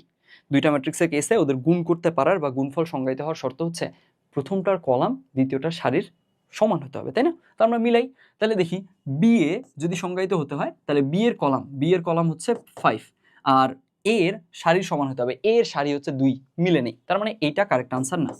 তারপরে আগে তারপরেরটার কেসে এখানে বলছে এ বি সংজ্ঞায়িত হবে, তাহলে আমরা চেক করি, এখানে এ হচ্ছে ফার্স্ট ম্যাট্রিক্স, তাহলে এর কলাম হচ্ছে 3, দ্বিতীয়টার সারি অর্থাৎ এই যে বি এর সারি 3 এর সাথে মিলতে হবে, এই যে মিলছে, এখানকার 3 আর এখানকার 3 মিলছে, তার মানে এটা হচ্ছে কারেক্ট আনসার, বি নাম্বারটাই হবে। আমাদের সি আর ডি চেক করার দরকার নেই, যেহেতু এখানে আলটিমেটলি এরকম কোনো অপশন দেওয়া নেই যে আচ্ছা বিও হবে সিও হবে। যদি এরকম থাকতো, মনে করো ই নাম্বারে অপশন দিল, ফার্স্টে তো কিছু ইয়ারে মনে হয় 4টা অপশন ছিল, কিছু ইয়ারে 5টা অপশন ছিল, তো মনে করো এখানে 5 নাম্বারে অপশন দেওয়া আছে, ই নাম্বারে অপশন দেওয়া আছে যে বি আর সি বোথ, তাহলে শুধু বি দেখায় দিলে তো হবে না, আমাকে সিটাও চেক করতে হবে, এরকম আর কি ব্যাপারটা। আমরা এমনিতেই যদি সি চেক করি, এ বি এর মাত্রা, এখন এ বি যদি সংজ্ঞায়িত হয়, এ বি এর মাত্রা কত হবে? এ বি এর মাত্রা হবে এর সারি বি এর কলাম, তার মানে এ এর সারি হচ্ছে 2 আর বি এর কলাম হচ্ছে 5, তাহলে 2/5 হবে, এখানে 5/2 আছে, এটা কারেক্ট না। আর এ বি এর মাত্রা বলছে 3/3, না এটাও কারেক্ট না, এটা হবে 2/5। এই তো, তাহলে এখানে আমাদের কারেক্ট আনসার হচ্ছে অপশন বি। এখানকার কেসে কিছু কি লেখার প্রয়োজন আছে? আচ্ছা লিখে দিই সিম্পলি, এখানে এ এন্ড বি যদি গুণ হতে হয় তাহলে গুণের শর্তটা সিম্পলি লিখে দিই। গুণের শর্ত হচ্ছে যে এখানকার কেসে এ এর column has to be equal to, এই তো, এই শর্ত দিয়ে আমরা কাজটা করছি, প্রথমটার কলাম দ্বিতীয়টা সারি সংখ্যার সমান হতে হবে। সামনে আগাই, এরপরে দেখো এখানে কি বলছে, এই যে এখানে A11 A12 A13 এভাবে করে করে একটা ম্যাট্রিক্স দিছে, এই ম্যাট্রিক্সটা কেসে বলছে যে এইখানে aij এর সহগুণক ক্যাপিটাল aij, এটা হলে এই যে এই পুরো জিনিসটার মান কত। আচ্ছা এখানে পরে একটা প্লাস চলে আসে, এই প্লাসটা হবে না, এটার মান জানতে চাইছে। এইটা হুবহু আমাদের টেক্সট বুকের একটা কোয়েশ্চেন না, বলো তো? এটা কিন্তু হুবহু আমাদের টেক্সট বুকের একটা কোয়েশ্চেন। এখন তুমি যদি এটা রিকগনাইজ করতে পারো যে আচ্ছা এটা তো টেক্সট বুকে আমি সলভ করছিলাম, এটার আনসার এত, তুমি যদি ডিরেক্ট আনসারটা প্রথম দেখায় বলে দিতে পারো, ভেরি গুড, কোনো সমস্যা নেই, এমসিকিউর কাছে আনসার বলতে পারলেই চলবে। আর যদি আমরা না বলতে পারি সেখানকার কাছে সলিউশনটা দেখা ট্রাই করব। এখন ধরে নিচ্ছি যে এইটার আনসার কত হবে বা এটা যে আসলে টেক্সট বুকে হুবহু ছিল সেই জিনিসটা তুমি রেকগনাইজ করতে পারো না, তো সেখানকার কেসে আমাদের এইটা স্টিল ক্যালকুলেশন ছাড়া দেখেই বলে দেওয়া যায়। আমরা প্রথমে সেই উপায়টা বলি। এইখানে ব্যাপারটা হচ্ছে যে কোনো একটা ম্যাট্রিক্সের কেসে, কোনো একটা বর্গ ম্যাট্রিক্সের কেসে যদি মনে করো এই একটা বর্গ ম্যাট্রিক্স, এটা আমাদের ফার্স্ট সলভিং মেথড, মনে করো এই একটা বর্গ ম্যাট্রিক্স যার ক্রমটা হচ্ছে কত, যার ক্রমটা হচ্ছে মনে করো n/n, এর কেসে এইখানে তোমাকে এইরকম একটা জিনিস দিল যে summation of m is equal two কত, 1 থেকে n পর্যন্ত। এখন এইখানে তারপরে কি দিল, A I M into capital A J M, এইটার মান জানতে চাইছে। দেখো বুঝো, ফরমেশনটা বুঝো, ব্যাপারটা হচ্ছে এ একটা বর্গ ম্যাট্রিক্স, তারপরে সেখানে তোমাকে জানতে চাইছে যে ওর এই ভুক্তি এআইএম মানে হচ্ছে বুঝাই যাচ্ছে যে ওর কেসে এইখানে আই হচ্ছে কোন একটা নাম্বার আর কি, আই মনে করো যে এই 1 2 3 এর মাঝে যে কোনো একটা, আই হলো ওর সারিগুলোর মাঝে যে কোনো একটা আর কি, সেখানকার কেসে aim ইন্টু তোমাকে কি করতে বলছে, ক্যাপিটাল এ জে এম, সেই জিনিসটা জানতে চাইছে। এখন কথা হচ্ছে ক্যাপিটাল এটা কি সেটার পরিচয় পড়ি। এখানে এই ম্যাট্রিক্সের কেসে aij-এর সহগুণক ক্যাপিটাল aij এইটা হলে, তো তোমার মনে করো এই কনটেক্সটে হুবহু এই কনটেক্সটে এতদূর পর্যন্ত পড়লাম আমরা, এরকম একটা ম্যাট্রিক্স আছে, এই ম্যাট্রিক্সের aij-এর সহগুণক হচ্ছে ক্যাপিটাল aij হলে, এইটা এই পর্যন্ত কনটেক্সটে হুবহু এই কনটেক্সটে তোমাকে যদি এই ধরনের কোয়েশ্চেন জিজ্ঞেস করে যে এইখানে ওর এই aim এই ভুক্তির সাথে ক্যাপিটাল এ জে এম এই জিনিসটা বের করতে বলছে, এই গুণফলের কেসে এটার সমষ্টি জানতে চাইছে মানে কি দেখো, সমষ্টিটা কার জন্য, এম এর মান 1 থেকে শুরু করে n পর্যন্ত, 3 পর্যন্ত। এখন এই জিনিসটা জানতে চাইছে, এই ফরমেশনের জিনিসপত্র জানতে চাইছে, তাহলে উত্তরটা কি হবে? এখন এই ফরমেশনটা যদি তোমার কাছে ক্লিয়ার না হয়, আমি আরেকটু ক্লিয়ার করার জন্য লিখে দেখাই, অথবা এই যে এই কোয়েশ্চেনে যা চাইছে সেটার সাথে এটা মিলায় দেখাই। হ্যাঁ, এই মনে করো আমি এই ফরমেশনে একটা কোয়েশ্চেন দিতে চাচ্ছি, এখন আমি এইখানে সামেশন চিহ্ন দিয়ে দিতে চাচ্ছি না। সামেশন চিহ্ন দিয়ে যদি দিতে না চাই, তার মানে কি করতে হবে? যতগুলো টার্ম আসে সবগুলা একের পর এক যোগ করে লিখে যাব। তখন আমি মনে করো এটা যোগ করে লিখে দিতে চাচ্ছি, বা তোমাকে এই ধরনের কোয়েশ্চেন আমি তোমার জন্য তোমার পরীক্ষা সেট করতে চাচ্ছি। তো আমি কি করলাম, এইখানে আই এর মান দিলাম 2 আর জে এর মান দিলাম 1। দেখো আই এর মান আমি সেট করলাম 2 আর জে এর মান সেট করছি কত? জে এর মান সেট করছি 1। এইটা সেট করে তোমাকে আমি একটা কোয়েশ্চেন দিতে চাচ্ছি এই রকমের। তাহলে আমি ওই অনুযায়ী আগেই দেখি কি লিখতে পারি। আর কনটেক্সট কিন্তু বুঝছো, কনটেক্সট হচ্ছে এই একটা ম্যাট্রিক্সে এই আই জে একটা হচ্ছে ভুক্তি, এখানকার আই রো এর যে, তো আই রো এবং যে কলামের যে ভুক্তিটা আছে সেটা, এই ভুক্তিটার সহগুণক হচ্ছে ক্যাপিটাল এ আই জে। অর্থাৎ স্মলে যদি থাকে সেটা ভুক্তি নির্দেশ করবে, আর যদি ক্যাপিটালে থাকে তাহলে আসলে ওই তম ভুক্তিটার সহগুণককে নির্দেশ করবে। এই কনটেক্সটে এই ধরনের একটা কোয়েশ্চেন আমি সেট করতে চাচ্ছি। তাহলে আই এর মান মনে করো 2 সেট করছি, জে এর মান 1 সেট করছি। আমি সামেশন চিহ্ন দিয়ে দিতে চাচ্ছি না, আমি জিনিসটা একদম সামেশন চিহ্ন ছাড়া, অর্থাৎ একের পর এক যোগ করে করে দিতে চাচ্ছি। তাহলে জিনিসটা দেখতে কিরকম হবে এটা একটু বুঝো। এইখানে কিন্তু এম এর মান 1 থেকে শুরু করে এন, অর্থাৎ এর সারি যদি এন সংখ্যক বা কলাম যদি এন সংখ্যক হয়ে থাকে, সারি কলাম দুইটা সেম হবে, যেহেতু এইখানে আসলে হচ্ছে তোমার স্কোয়ার ম্যাট্রিক্স দিবে আর কি। তাহলে এখানে এম এর মান 1 থেকে শুরু করে এন পর্যন্ত যাবে। তাহলে এখানে এই মনে করো 3/3 ক্রমের একটা ম্যাট্রিক্সের জন্য আমি এই ধরনের কোয়েশ্চেন সেট করব। তাহলে আসলে আমি কি লিখে দিব? দেখো আই এর মান আমি প্রথমে এ লিখলাম, তারপরে আই এর মান তো সেট করছি 2, তাহলে সেট করছি 2 গেল। তারপরে ক্যাপিটাল এই জে এর মান সেট করছি 1 গেল। এরপর এই যে এম এর মান বসাবো, এম এর মান শুরু হবে কোথা থেকে? 1 থেকে, তারপরে যাবে কত দূর পর্যন্ত? এন পর্যন্ত, অর্থাৎ ওর যতগুলো হাইয়েস্ট রো বা কলাম যতগুলো থাকবে, এখানে তো ওর হচ্ছে 3টা রো 3টা কলাম, তার মানে 1 থেকে শুরু করে 3 পর্যন্ত যাবে। তাহলে এখানে কি চাবো? আমি এইখানে চাইলাম A21 আর এইখানে A11। কেন 1 1 বসাইলাম বুঝো। এই যে এম এর জায়গাগুলো ফাঁকা রাখছিলাম না, এম এর জায়গায় তো বসাবো, এম এর মান বসাবো। এম এর মান কত থেকে কত হতে পারে? 1 থেকে n হতে পারে। তাহলে এখানে এই যে এম এর মান 1 বসালাম, গেল। তাহলে প্রথম টার্মটা এটা গেল। দ্বিতীয় টার্ম কি হবে? যোগ করতেছি, কেন যোগ? সামেশন যেহেতু। তারপরে দ্বিতীয়টার কেসে কি হয়ে যাবে? আই এর মান 2, জে এর মান আবারও ওই যা ছিল তাই।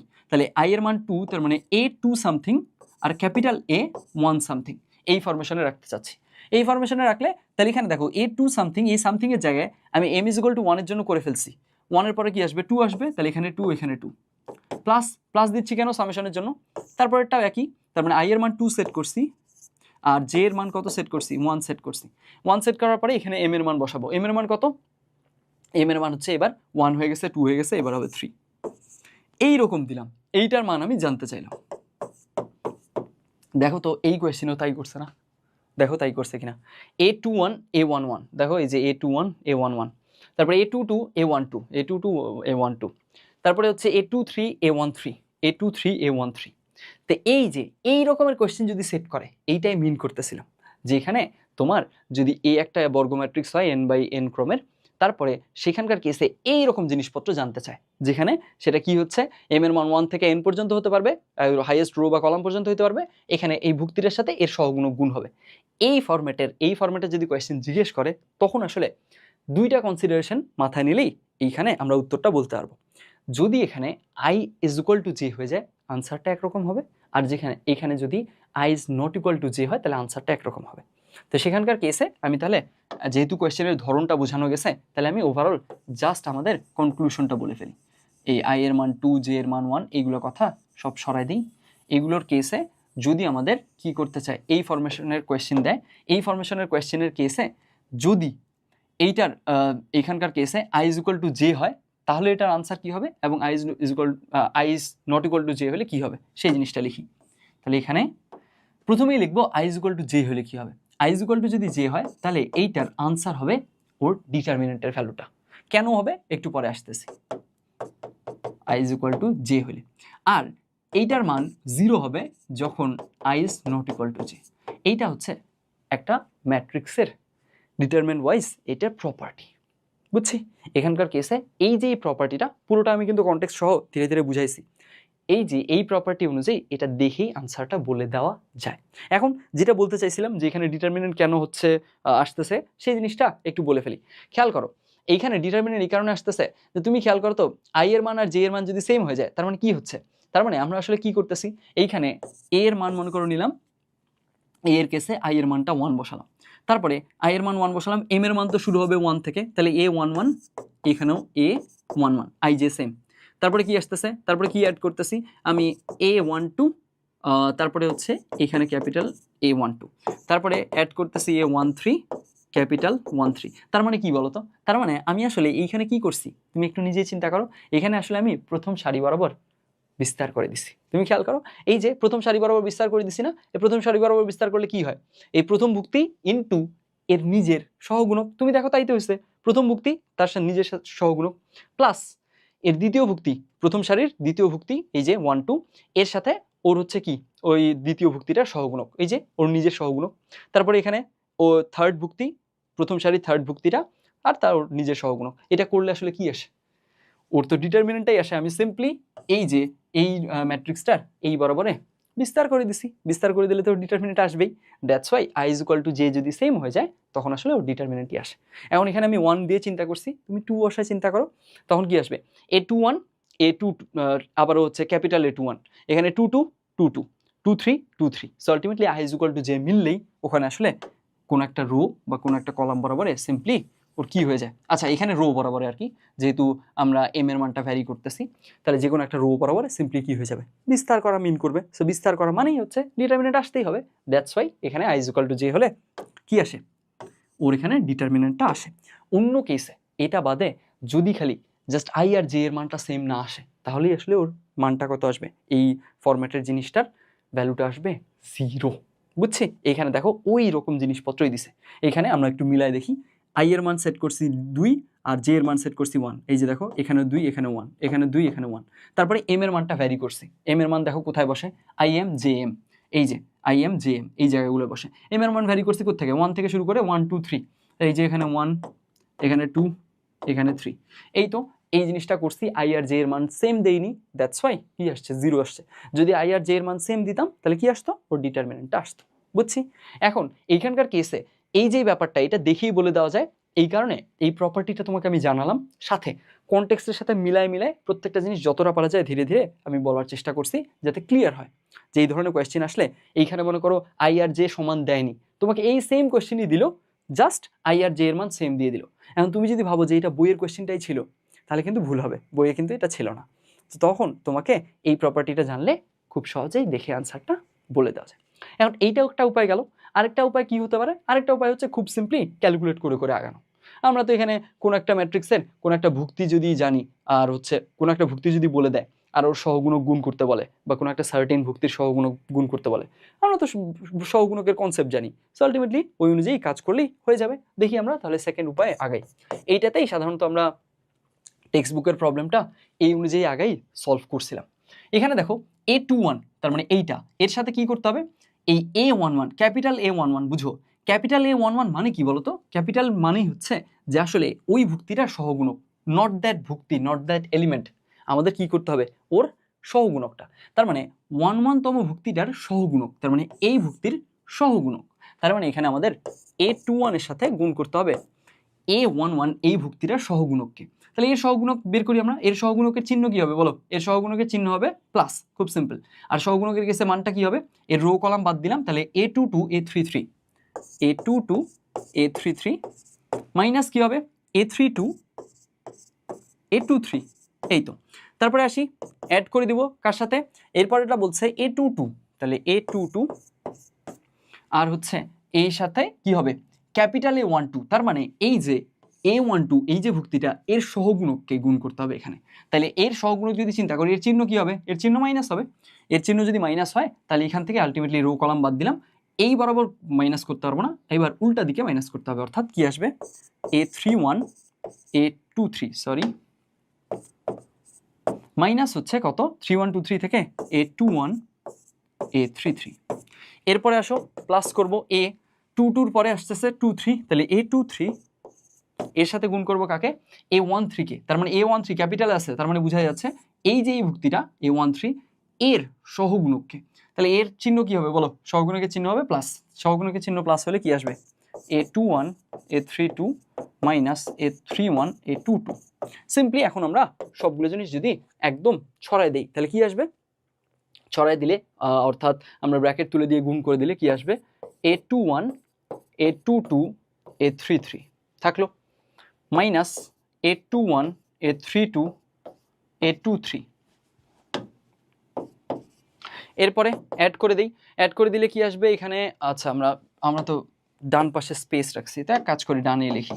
প্লাস হচ্ছে a22 a31 23 a31 23, তারপরে মাইনাস a21 a22 a33। এরপরে আসো প্লাস এইখানে a23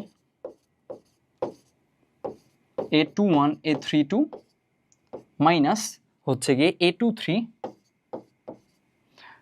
a31 আর হচ্ছে a22। এই তো পুরোটা গুণ করে লিখলাম জাস্ট দেখানোর স্বার্থে আর কি। এখন দেখো এখানকার কেসে তাহলে কি দাঁড়াচ্ছে? a21 21 22 33, এই যে 21 22 33 আলটিমেটলি এটা আর এটা ক্যান্সেল আউট করে দিবে। এখানে 21 32 23 এই আবার হচ্ছে 21 32 23, এই তো এর নিচেই আছে, এটা ক্যান্সেল আউট করে দিবে। ঠিক একইভাবে এরাও একে অপরকে ক্যান্সেল আউট করবে। 22 31 23, এই যে 22 31 23 সিম্পলি আলটিমেটলি ক্যান্সেল আউট, সবাইকে করে ফেললো। তাহলে আমাদের সবশেষে থাকলো 0, এই 0ই হবে আনসার। সো আমরা এইটা দুই উপায়ে সলভ করা শিখছি। i = j হলে বা i ≠ j হলে কীরকম হতে পারে সেইটা সেখানে দেখাইছি। এইটা একটা প্রপার্টি, এই প্রপার্টিটা অ্যাপ্লাই করে দেখেই বলে দেওয়া যায়। আবার আমরা যদি হাতে কলমে হিসাব করে আগাই তাও চলবে। এই ছিল এটার সলভিং অ্যাপ্রোচ। এইবার আমরা নেক্সট চ্যাপ্টার সরলরেখা যাব। সরলরেখার কেসে প্রথম কোয়েশ্চেন এখানে কি বলছে? এখানে বলছে এর কোন মানের জন্য এইটা এবং এইটা এই রেখাদ্বয়ের মধ্যবর্তী দূরত্ব 1.1 একক হবে। ওকে, এখন এই কোয়েশ্চেনটা কেসে একটু আমরা বুঝে বুঝে আগাই। খেয়াল করো এইখানে কি চাইছে?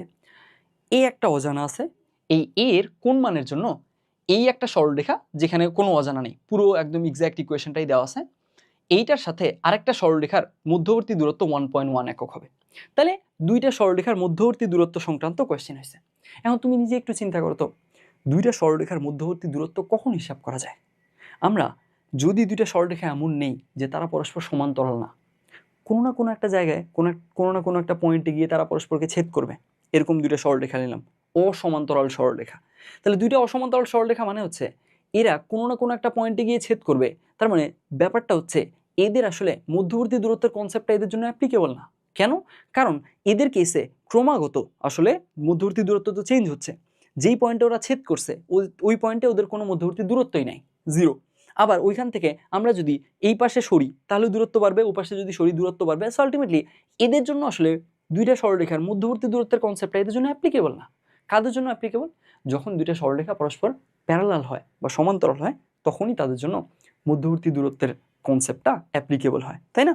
তার মানে এই যে এখানে যে কোয়েশ্চেনটা করছে, এইখানে এই একটা সরলরেখা দিছে, এই একটা সরলরেখা দিছে, তারপরে আমাকে বলছে এই রেখাদ্বয়ের মধ্যবর্তী দূরত্ব এত হইতে হবে এ এর কোন মানের জন্য। প্রথম কথা হচ্ছে এদের মধ্যবর্তী দূরত্ব সংক্রান্ত যদি কথা বলে থাকে তার মানে প্রথম কথা হলো ফার্স্ট অ্যান্ড ফরমোস্ট পয়েন্ট হচ্ছে এদেরকে কি হতে হবে? পরস্পর প্যারালাল হতে হবে। কারণ মধ্যবর্তী দূরত্বের কনসেপ্টটাই তো দুইটা পরস্পর প্যারালাল রেখার জন্য প্রযোজ্য। নন প্যারালাল বা অসমান্তরাল রেখার জন্য সেটা প্রযোজ্যই না। কেন প্রযোজ্য না সেটাও বলে ফেলছি, বুঝছি। সো আলটিমেটলি এই যে এখান থেকে তাহলে এই কোয়েশ্চেনের কেসে এইখানে আমাদের দেখেই আসলে এই যে এদের মধ্যবর্তী দূরত্ব, দুইটা রেখার মধ্যবর্তী দূরত্বের হচ্ছে ফর্মুলা, যেমন হচ্ছে c1 - c2 mod of c1 - c2 by √a² + b²। তারপরে সেখান থেকে কাজ করে করে আগানো, এইগুলো জিনিসের দরকার নেই আমার। প্রথমে কথা হচ্ছে সিম্পলি আমার মাথায় রাখতে হবে যে এদের দুইজনের মধ্যবর্তী দূরত্ব যদি হিসাব করতে হয় সো আলটিমেটলি এদেরকে কি হইতে হবে? এদেরকে তো প্রথমত প্যারালাল হইতে হবে। তো প্রথমত যদি প্যারালাল হইতে হয় তাহলে এদের দুজনের প্যারালাল হওয়ার শর্ত কি একটু বুঝো। জাস্ট দেখো এইগুলো কোয়েশ্চেন একটু ট্রিকি হয় এগুলোর কেসে, যে আমাদের জাস্ট আমরা ঠিকঠাক পয়েন্টটা যদি খালি নোটিস করতে পারি, জাস্ট নোটিস করে আনসার দেওয়া যায়, এখানে কোনো ক্যালকুলেশনের প্রয়োজন পড়ে না, সেটাই বুঝাচ্ছি। এইখানে এই দুইটার কেসে মধ্যবর্তী দূরত্বের কথাবার্তা বলছে দুইটা সরলরেখার কেসে, তার মানে এদেরকে প্যারালাল হতে হবে। এদের প্যারালাল হওয়ার জন্য তাহলে কি হতে হবে একটু দেখো তো। এইখানে এই এক্স এর সহগ এখানে ছিল 3, এখানে হচ্ছে 6, তার মানে 2 গুণ হয়েছে, তার মানে ওয়াই এর সহগটাও এক্স্যাক্টলি 2 গুণ হতে হবে, তাহলেই প্যারালাল হবে। খুব সিম্পল কথা। তাহলে ওয়াই এর সহগ এখানে আছে -4, এখানে আছে -a, তার মানে a এর মান হতে হবে 8। খুব সিম্পল। এইখানে 3 দুগুণে 6 হয়েছে, তার মানে এখানে -4 × 2, তাহলে -8 হইতেই হবে। তার মানে a এর মানটা 8 হইতেই হবে। a এর মান 8 না হলে তারা পরস্পর সমান্তরালে হবে না, কথা শেষ। তার মানে অবশ্যই যেহেতু এদের মাঝে মধ্যবর্তী দূরত্বের কথাবার্তা বলছে, তার মানে সমান্তরাল হইতে হবে। সমান্তরাল হইতে হবে মানে a এর মান 8 হইতে হবে, a এর মান 8 আসতেই হবে। এখানে আসলে মধ্যবর্তী দূরত্বটা এত একক, এই তোমার হচ্ছে মধ্যবর্তী দূরত্বের কেসে ওই যে ফর্মুলাটা, দুইটা পরস্পর সমান্তরাল সরলরেখার মধ্যবর্তী দূরত্বের ফর্মুলা হচ্ছে mod of c1 - c2 √x এর সহগ স্কয়ার প্লাস y এর সহগ স্কয়ার, ওগুলোতে যাওয়ারই দরকার নেই। সিম্পল কথা। ওদের মধ্যবর্তী দূরত্বের কথাবার্তা বলছে মানে প্যারালাল হইতে হবে। প্যারালাল হইতে গেলে a এর মান 8 ছাড়া অন্য কোনো মানের জন্য, a এর মান 8 ছাড়া অন্য কোনো মানের জন্য প্যারালালই হবে না। তো প্যারালাল না হলে তো মধ্যবর্তী দূরত্বের প্রশ্নই আসে না। সো আলটিমেটলি ক্যালকুলেশনের প্রয়োজনই নেই, প্যারালাল হইতে হবে, a এর মান 8, শেষ, উত্তর শেষ। বুঝছি পয়েন্টটা?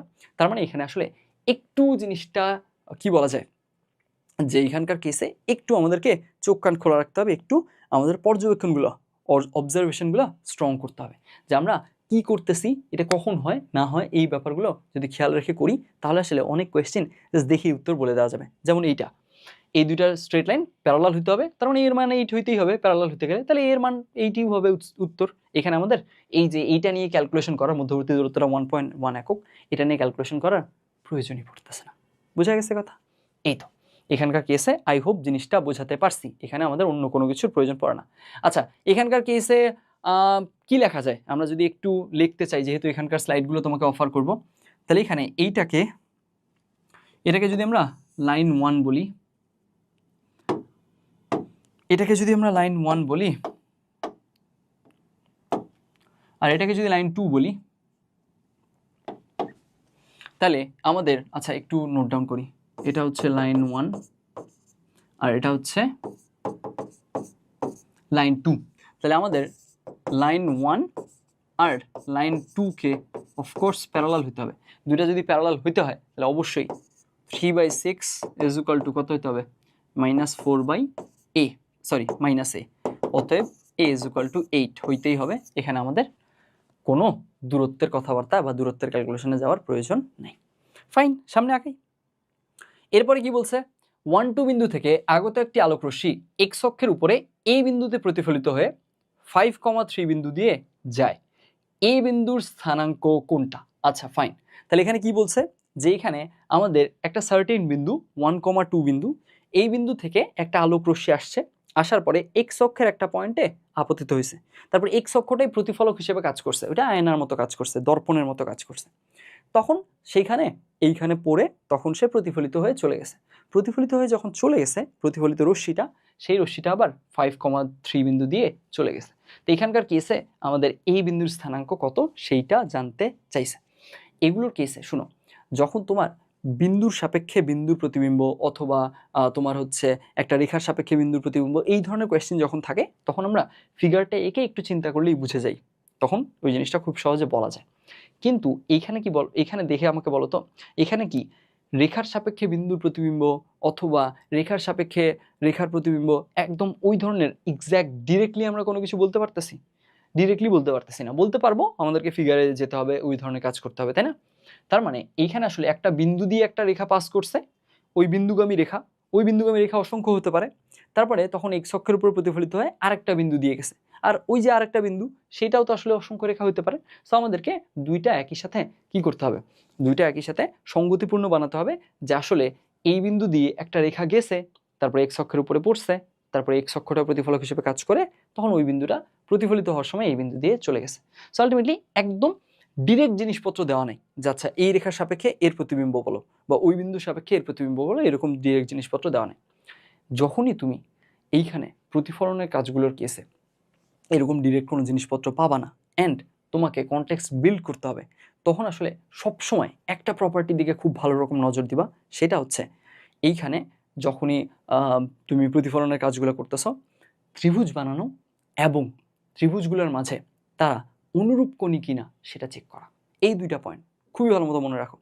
এইখানে এই ধরনের কোয়েশ্চেন আইইউটিতে মনে হয় আরেকটা আসছিল, সেটা মানে এরকমই একটু কিছুটা দেখতে কমপ্লেক্স ছিল, তো সেগুলোর কেসেও ওখানকার কেসেও ওই একই থিম, কি বললাম থিমটা আরেকবার বলি। আমরা যদি ডিরেক্ট কোয়েশ্চেন পাই যে আচ্ছা এই রেখার সাপেক্ষে ওর প্রতিবিম্ব বা এই বিন্দুর সাপেক্ষে এটার প্রতিবিম্ব, মানে ডিরেক্ট কোয়েশ্চেন একদম যা জানি আমরা, যে শর্তগুলো জানি, যে ফর্মুলাগুলো জানি, ওগুলো ডিরেক্ট। যদি ডিরেক্ট জানি তাহলে তো ভালো, ডিরেক্ট কাজগুলো করব। আর যদি ডিরেক্ট না জানি, কনটেক্সট বিল্ড করতে হবে, সেগুলোর কেসে কি বলছি, দুইটা জিনিস একটু ভালোভাবে মাথায় রাখতে হবে। সেটা কি, ত্রিভুজ বানানো এবং একাধিক ত্রিভুজের মাঝে তারা অনুরূপ কোণী কিনা সেটা চেক করা। এই দুইটা পয়েন্ট খুবই কাজে দেয়, বুঝছি? তো আমরা আগাই, শুরু করি তাহলে। এখানকার কেসে তাহলে আমরা কি করতে পারি?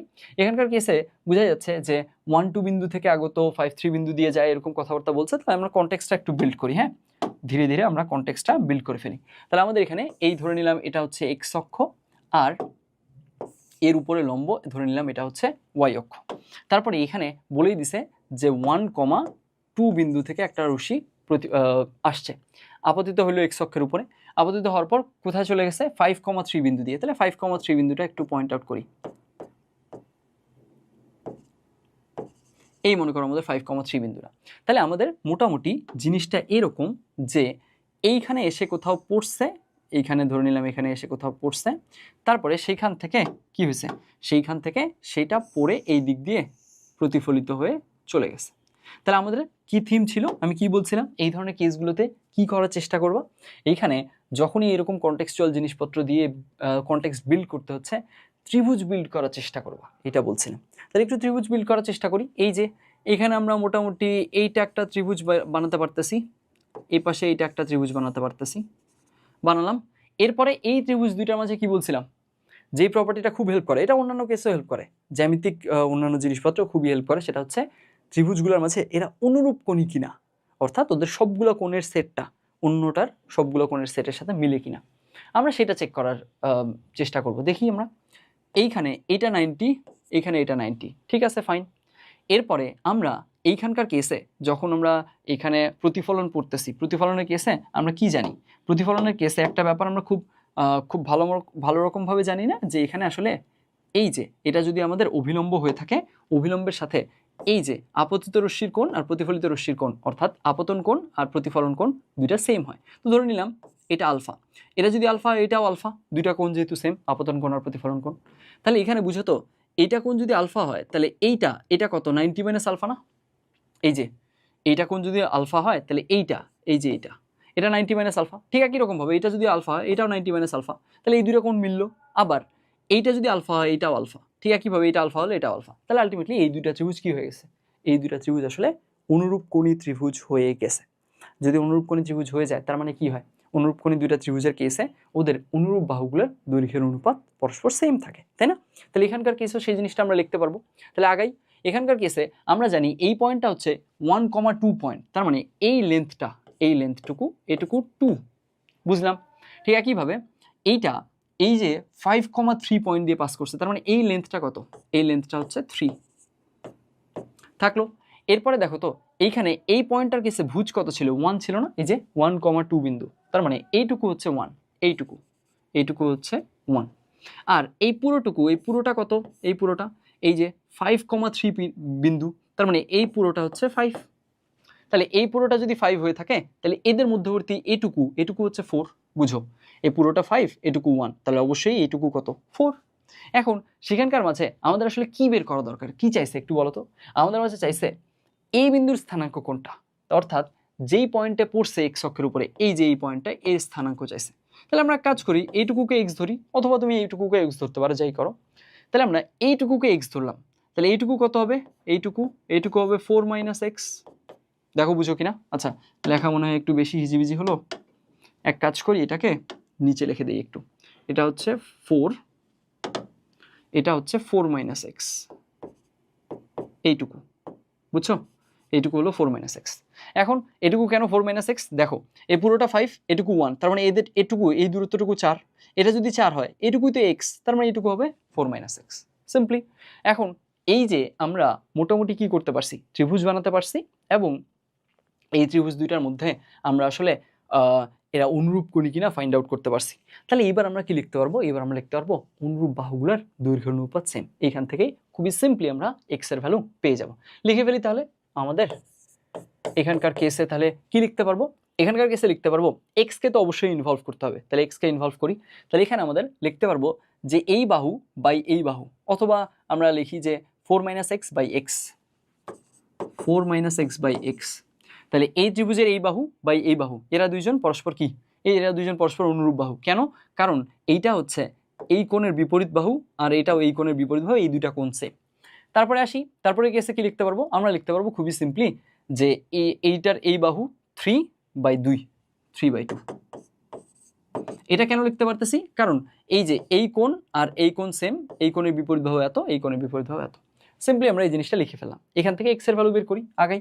তাহলে এক্স এর ভ্যালু যদি বের করতে যাই তাহলে কত আসে? 4/x মাইনাস হচ্ছে 1 ইজ ইকুয়াল টু হলো 3/2।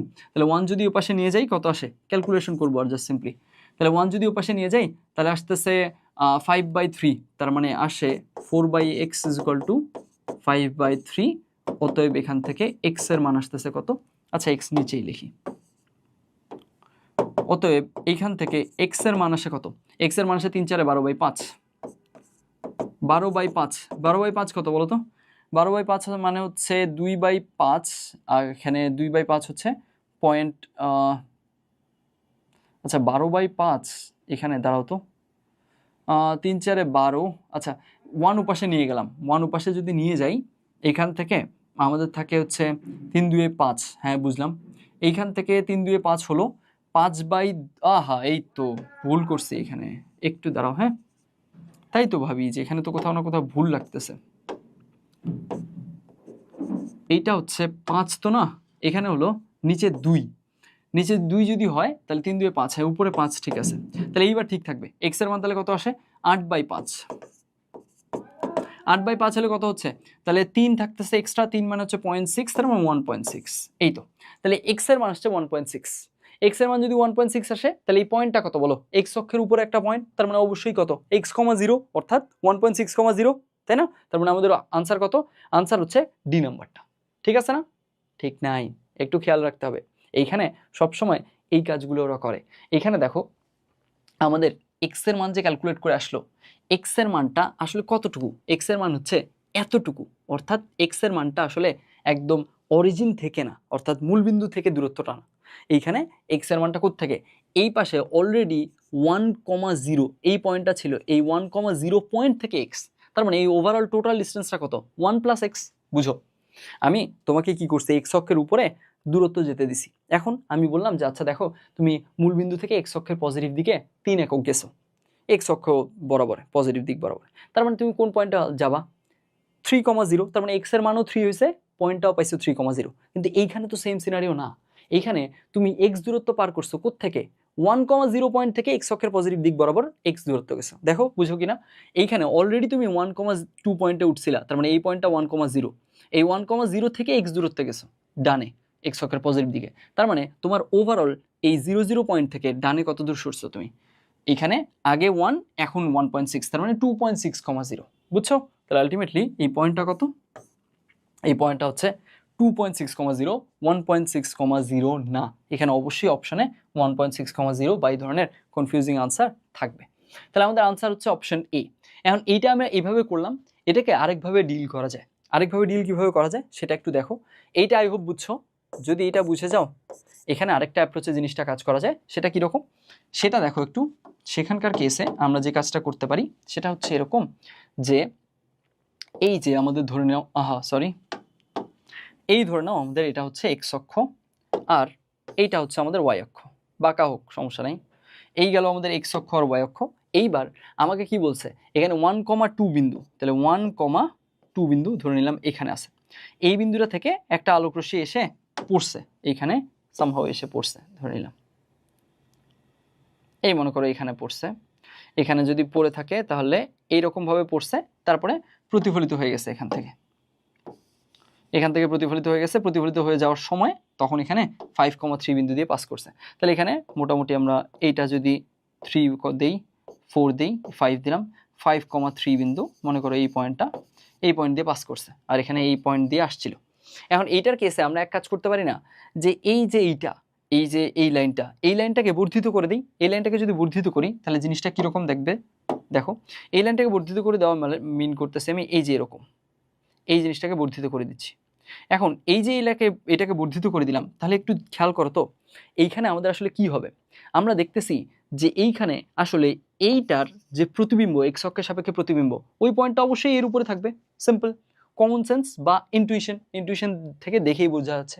দেখো আমি কি বলছি, এই একটা পয়েন্ট আছে 1,2 পয়েন্ট, আর এইখান থেকে এই বিন্দু দিয়ে পাস করে একটা আলোক রশ্মি এক্স অক্ষের উপরে পড়ছে, এক্স অক্ষ প্রতিবিম্বের মতো কাজ করে, সরি দর্পণের মতো কাজ করে, তারপরে তখন এখান থেকে আলোক রশ্মিটাকে ফিরাই দিছে, প্রতিফলিত হয়ে গেছে, প্রতিফলিত হয়ে এই পয়েন্ট দিয়ে চলে গেছে 5,3 পয়েন্ট দিয়ে, 5,3 পয়েন্ট দিয়ে পাস করে চলে গেছে। এখন কথা হচ্ছে এখানকার কেসে আমি ত্রিভুজ না বানায় এভাবেও চিন্তা করতে পারি যে আচ্ছা এই যে এই পয়েন্টটা 1,2, এই যে এই প্রতিফলিত রশ্মিটা এটাকে যদি আমি বিস্তৃত করি, লম্বা বানাই, এটাকে আরও এই বরাবরে এই ধারক বরাবরে আরও বর্ধিত করি, তাহলে আসলে কি দাঁড়াবে, এইখানে এই যে 1.2 বিন্দুটা এইটার এক্স অক্ষের সাপেক্ষে যে প্রতিবিম্বের পয়েন্টটা এইটা অবশ্যই এর উপরে থাকবে। খুব সিম্পল, এই যে এর উপরে আছে। এখন এর উপরে যদি থেকে থাকে তাহলে আসলে আমরা কি বলতে পারি, এই যে আমাদের এই পয়েন্টটা দরকার সামথিং কমা জিরো, ধরে নিই এটা হচ্ছে k,0, এই k,0 পয়েন্টটা বের করতে হবে। তার মানে আমরা কি দেখতেছি, এই যে এর এক্স অক্ষের সাপেক্ষে প্রতিবিম্ব এই পয়েন্ট k,0 পয়েন্ট এবং 5,3 এই তিনটা বিন্দু একই সরলরেখায় থাকবে। এই শর্তটা অ্যাপ্লাই করলেও কাজটা করা যায়। এখন এখানে কথা হচ্ছে ভাইয়া, আমরা তো এখান থেকে আপনি বলছেন যে এটা ইনটুইটিভলি বোঝা যাচ্ছে বা কমন সেন্সেই বোঝা যাচ্ছে যে এইটার এক্স অক্ষের সাপেক্ষে প্রতিবিম্ব অবশ্যই এই বর্ধিত লাইনটার উপরে থাকবে, কিন্তু কথা হচ্ছে এইটার এভিডেন্স কি, আমরা একদম ক্লিয়ার এভিডেন্স চাচ্ছি, প্রমাণ চাচ্ছি যে এটা কেন হয়েছে।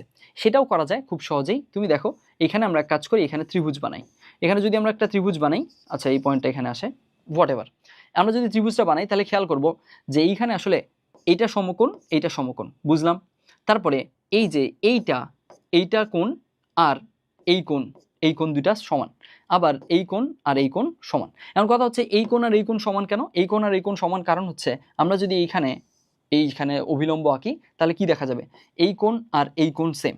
এখন এই কোণ যেটা, এই কোণ সেটা, এই যে এইটা যেটা, এইটা সেটা, ঠিক একইভাবে তার মানে এইটা যেটা, এইটাও সেটা।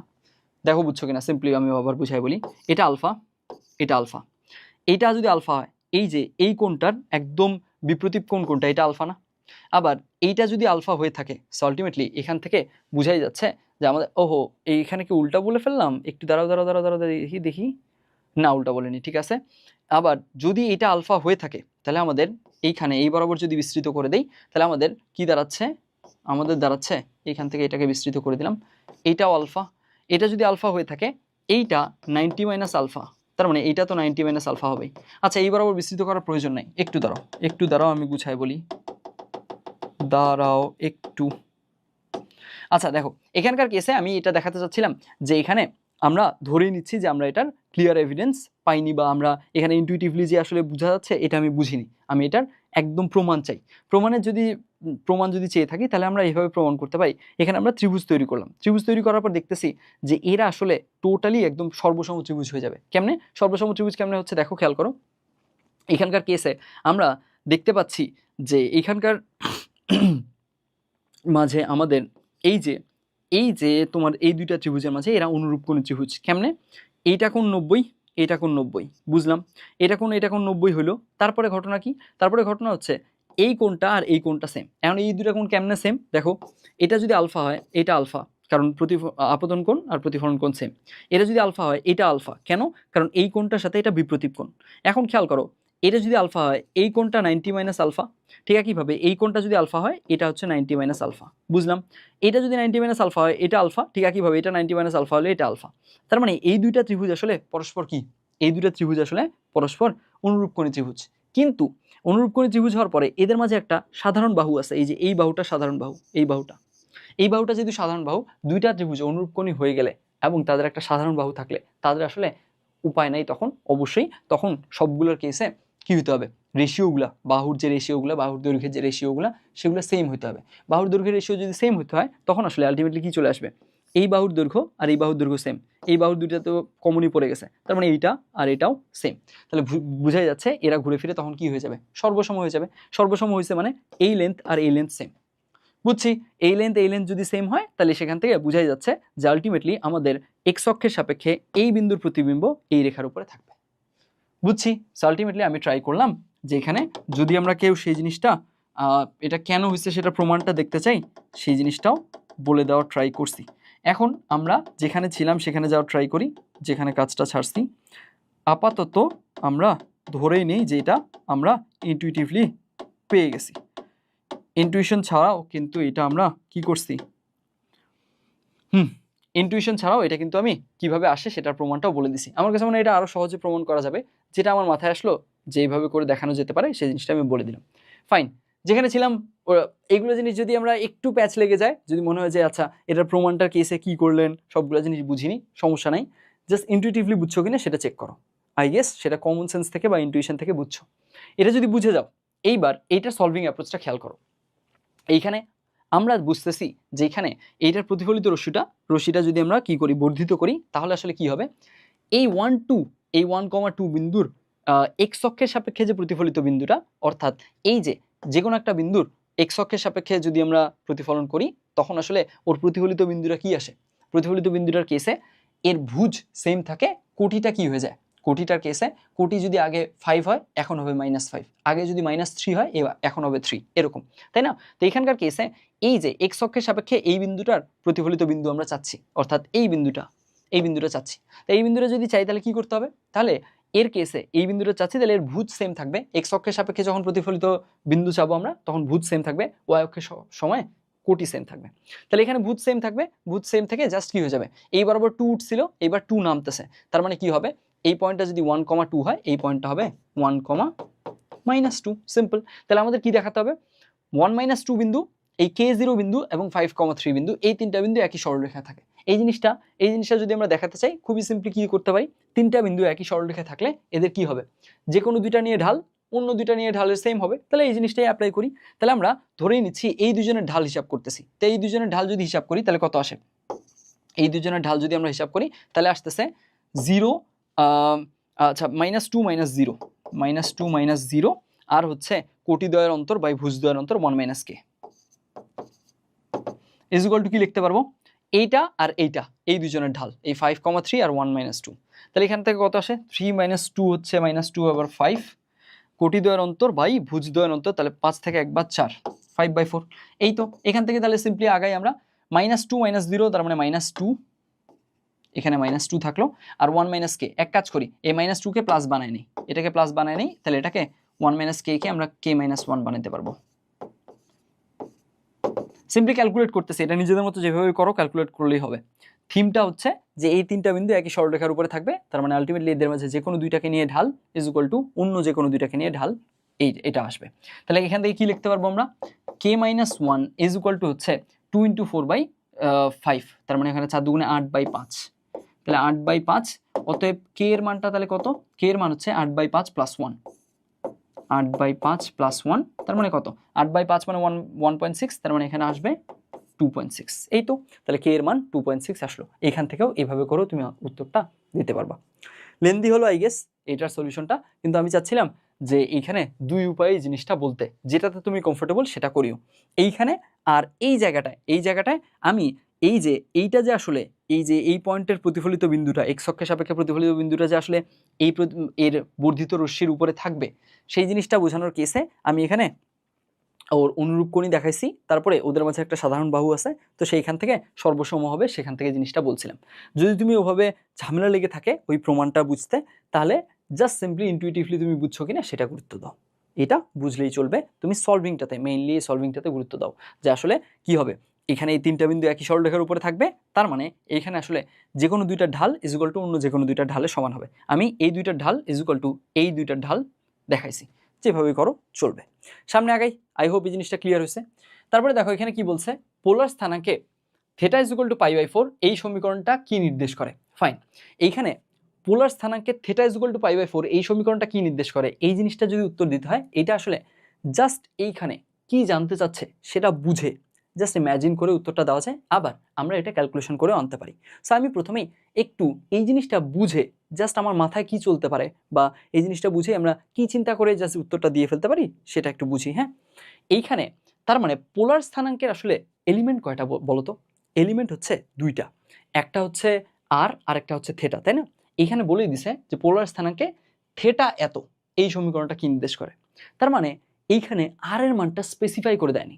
আচ্ছা, আর এর মান স্পেসিফাই করে দেয়নি মানে কি? মানে হচ্ছে আর এর মান আসলে যে কোনো কিছু নেওয়া যাবে। আর এর মান আমি 0 নিতে পারি, 1 নিতে পারি, 0.5 নিতে পারি, মাইনাস নিতে পারবো না, কারণ আর এর মান তো মাইনাস হয় না। আর তো আসলে কি নির্দেশ করে? আর তো আসলে নির্দেশ করে ইয়া থেকে, মূলবিন্দু থেকে ওই যে আমাদের সার্টেন পয়েন্টটা, পয়েন্টগুলো, এগুলোর আসলে ডিস্টেন্সটা। তো আর এর মান তো নেগেটিভ হয় না। তো এখান থেকে আর এর মান যেহেতু নেগেটিভ হয় না, তাহলে আর এর মানটা আমরা 0 চিন্তা করতে পারি, পজিটিভও কিছু চিন্তা করতে পারি। তাহলে আমরা সেটা যদি চিন্তা করি তাহলে আসলে কি হয়, আমরা একটু ভিজুয়ালাইজ করার ট্রাই করি জিনিসটা। হ্যাঁ, এই মনে করো এক্স অক্ষ আর এইটা হচ্ছে ওয়াই অক্ষ থাকলো। এখন তাহলে আমাকে কি বলছে? আমাকে বলছে যে দেখো এইখানে পোলার স্থানাঙ্কের এলিমেন্ট দুইটা, আর থেটা। এর মাঝে তো আমাকে থেটাটা স্পেসিফাই করে দিচ্ছে যে থেটা কত আসতেই হবে, থেটা আসতেই হবে π/4। π/4 মানে কত? 45 ডিগ্রি। তাহলে এখন আমাদের 45 ডিগ্রি এই থেটার মানটা আসতেই হবে, যেই পয়েন্টেই যাই। তাহলে আমাদের এইটা মনে করো এই 45 ডিগ্রি এই বরাবর আসতেই হবে। এখন কিন্তু আমাদের এই বরাবরই আমাদের এই অ্যাঙ্গেলটা সবসময় যেই বিন্দুগুলো নিব আমরা তো এখানে একটা সঞ্চার পথ বের করতেছি, তাই না? তাই এখন এই সমীকরণটা বা এর সঞ্চার পথ কীরকম হবে সেই জিনিসটা বের করতে গিয়ে বিন্দুগুলোর কেসে কোন বিন্দুগুলো নিতে পারবো?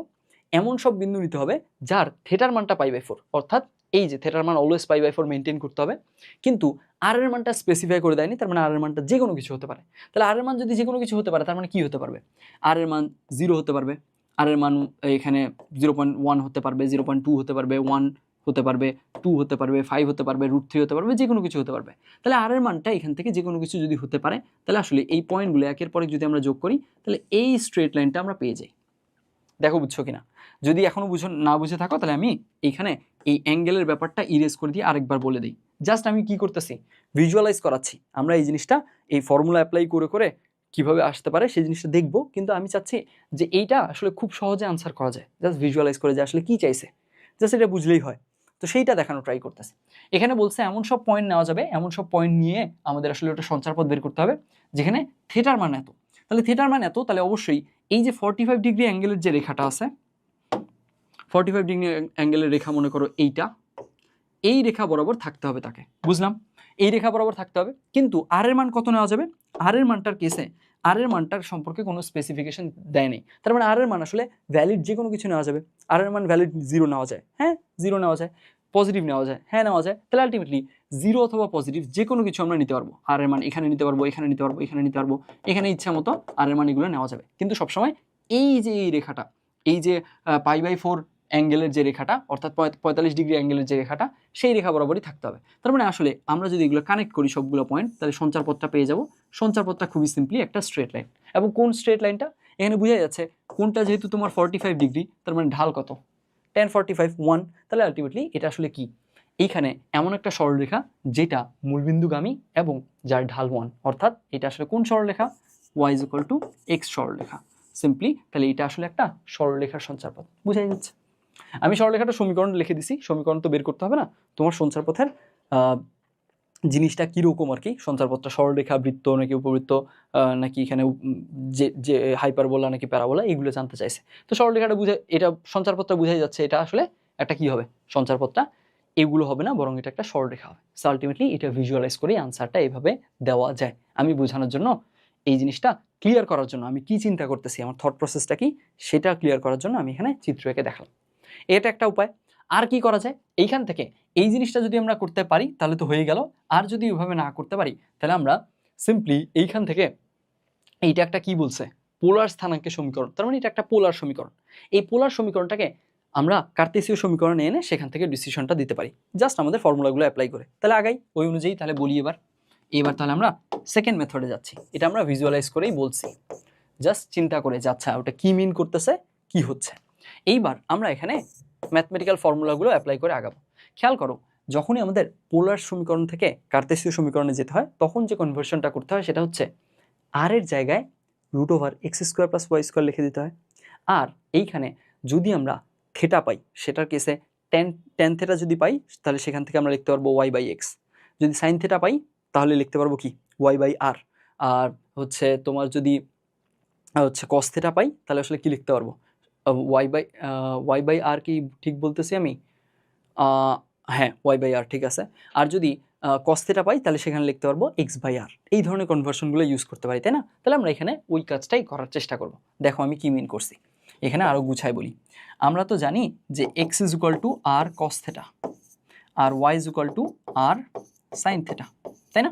এখান থেকে খুব সিম্পলি কি লেখা যায়? এখান থেকে লেখা যায় খুবই simply tan theta is equal to y by x, এগুলো লেখা যায়, তাই না? আর হচ্ছে আমাদের আর এর মানটা আমরা কি জানি? Root over x square plus Y square. এই যে ফর্মুলাগুলো জানি, এখানকার কেসে ঘটনা হচ্ছে যে আমাদের যখনই পোলার থেকে কার্তেসীয়তে শিফটিং হবে, তার মানে আর থেটা থেকে শিফটিংটা হবে কোথায়? শিফটিংটা হবে এক্স কমা ওয়াইতে। তাহলে আমরা আর এর জায়গায় কি লিখে দিতে পারবো? আর এর জায়গায় লিখে দিতে পারবো root over x square plus Y square. আর যদি থেটা হয় তাহলে থেটার জায়গায় লিখে দিতে পারবো tan inverse y by x, এটা লিখে দিতে পারবো। অথবা অথবা এইখানে যদি আমাদের সাইন থেটা থাকে তাহলে সাইন থেটার জায়গায় লিখতে পারবো কি? ওয়াই বাই আর। যদি কস থেটা থাকে কস থেটার জায়গায় লিখতে পারবো এক্স বাই আর। এই কথাগুলো বলছিলাম মাঝখানে আর কি। এখন এইখানে আমরা যদি এই থিমটা মেনটেন করি তাহলে কি লিখতে পারি? দেখো এখানে আছে simply theta, theta is equal two আছে পাই বাই 4। তাহলে থেটার জায়গায় কি লেখা যায়? এই যে আমাদের আর থেটা থেকে এক্স ওয়াই শিফটিং হইতেছে পোলার থেকে কার্তেসীয়তে, তার মানে থেটার জায়গায় খুব সিম্পলি লিখে দিতে পারি tan inverse y by x. Y by x লিখলাম পাই বাই 4। এখন এখান থেকে কি লেখা যায় বলো তো?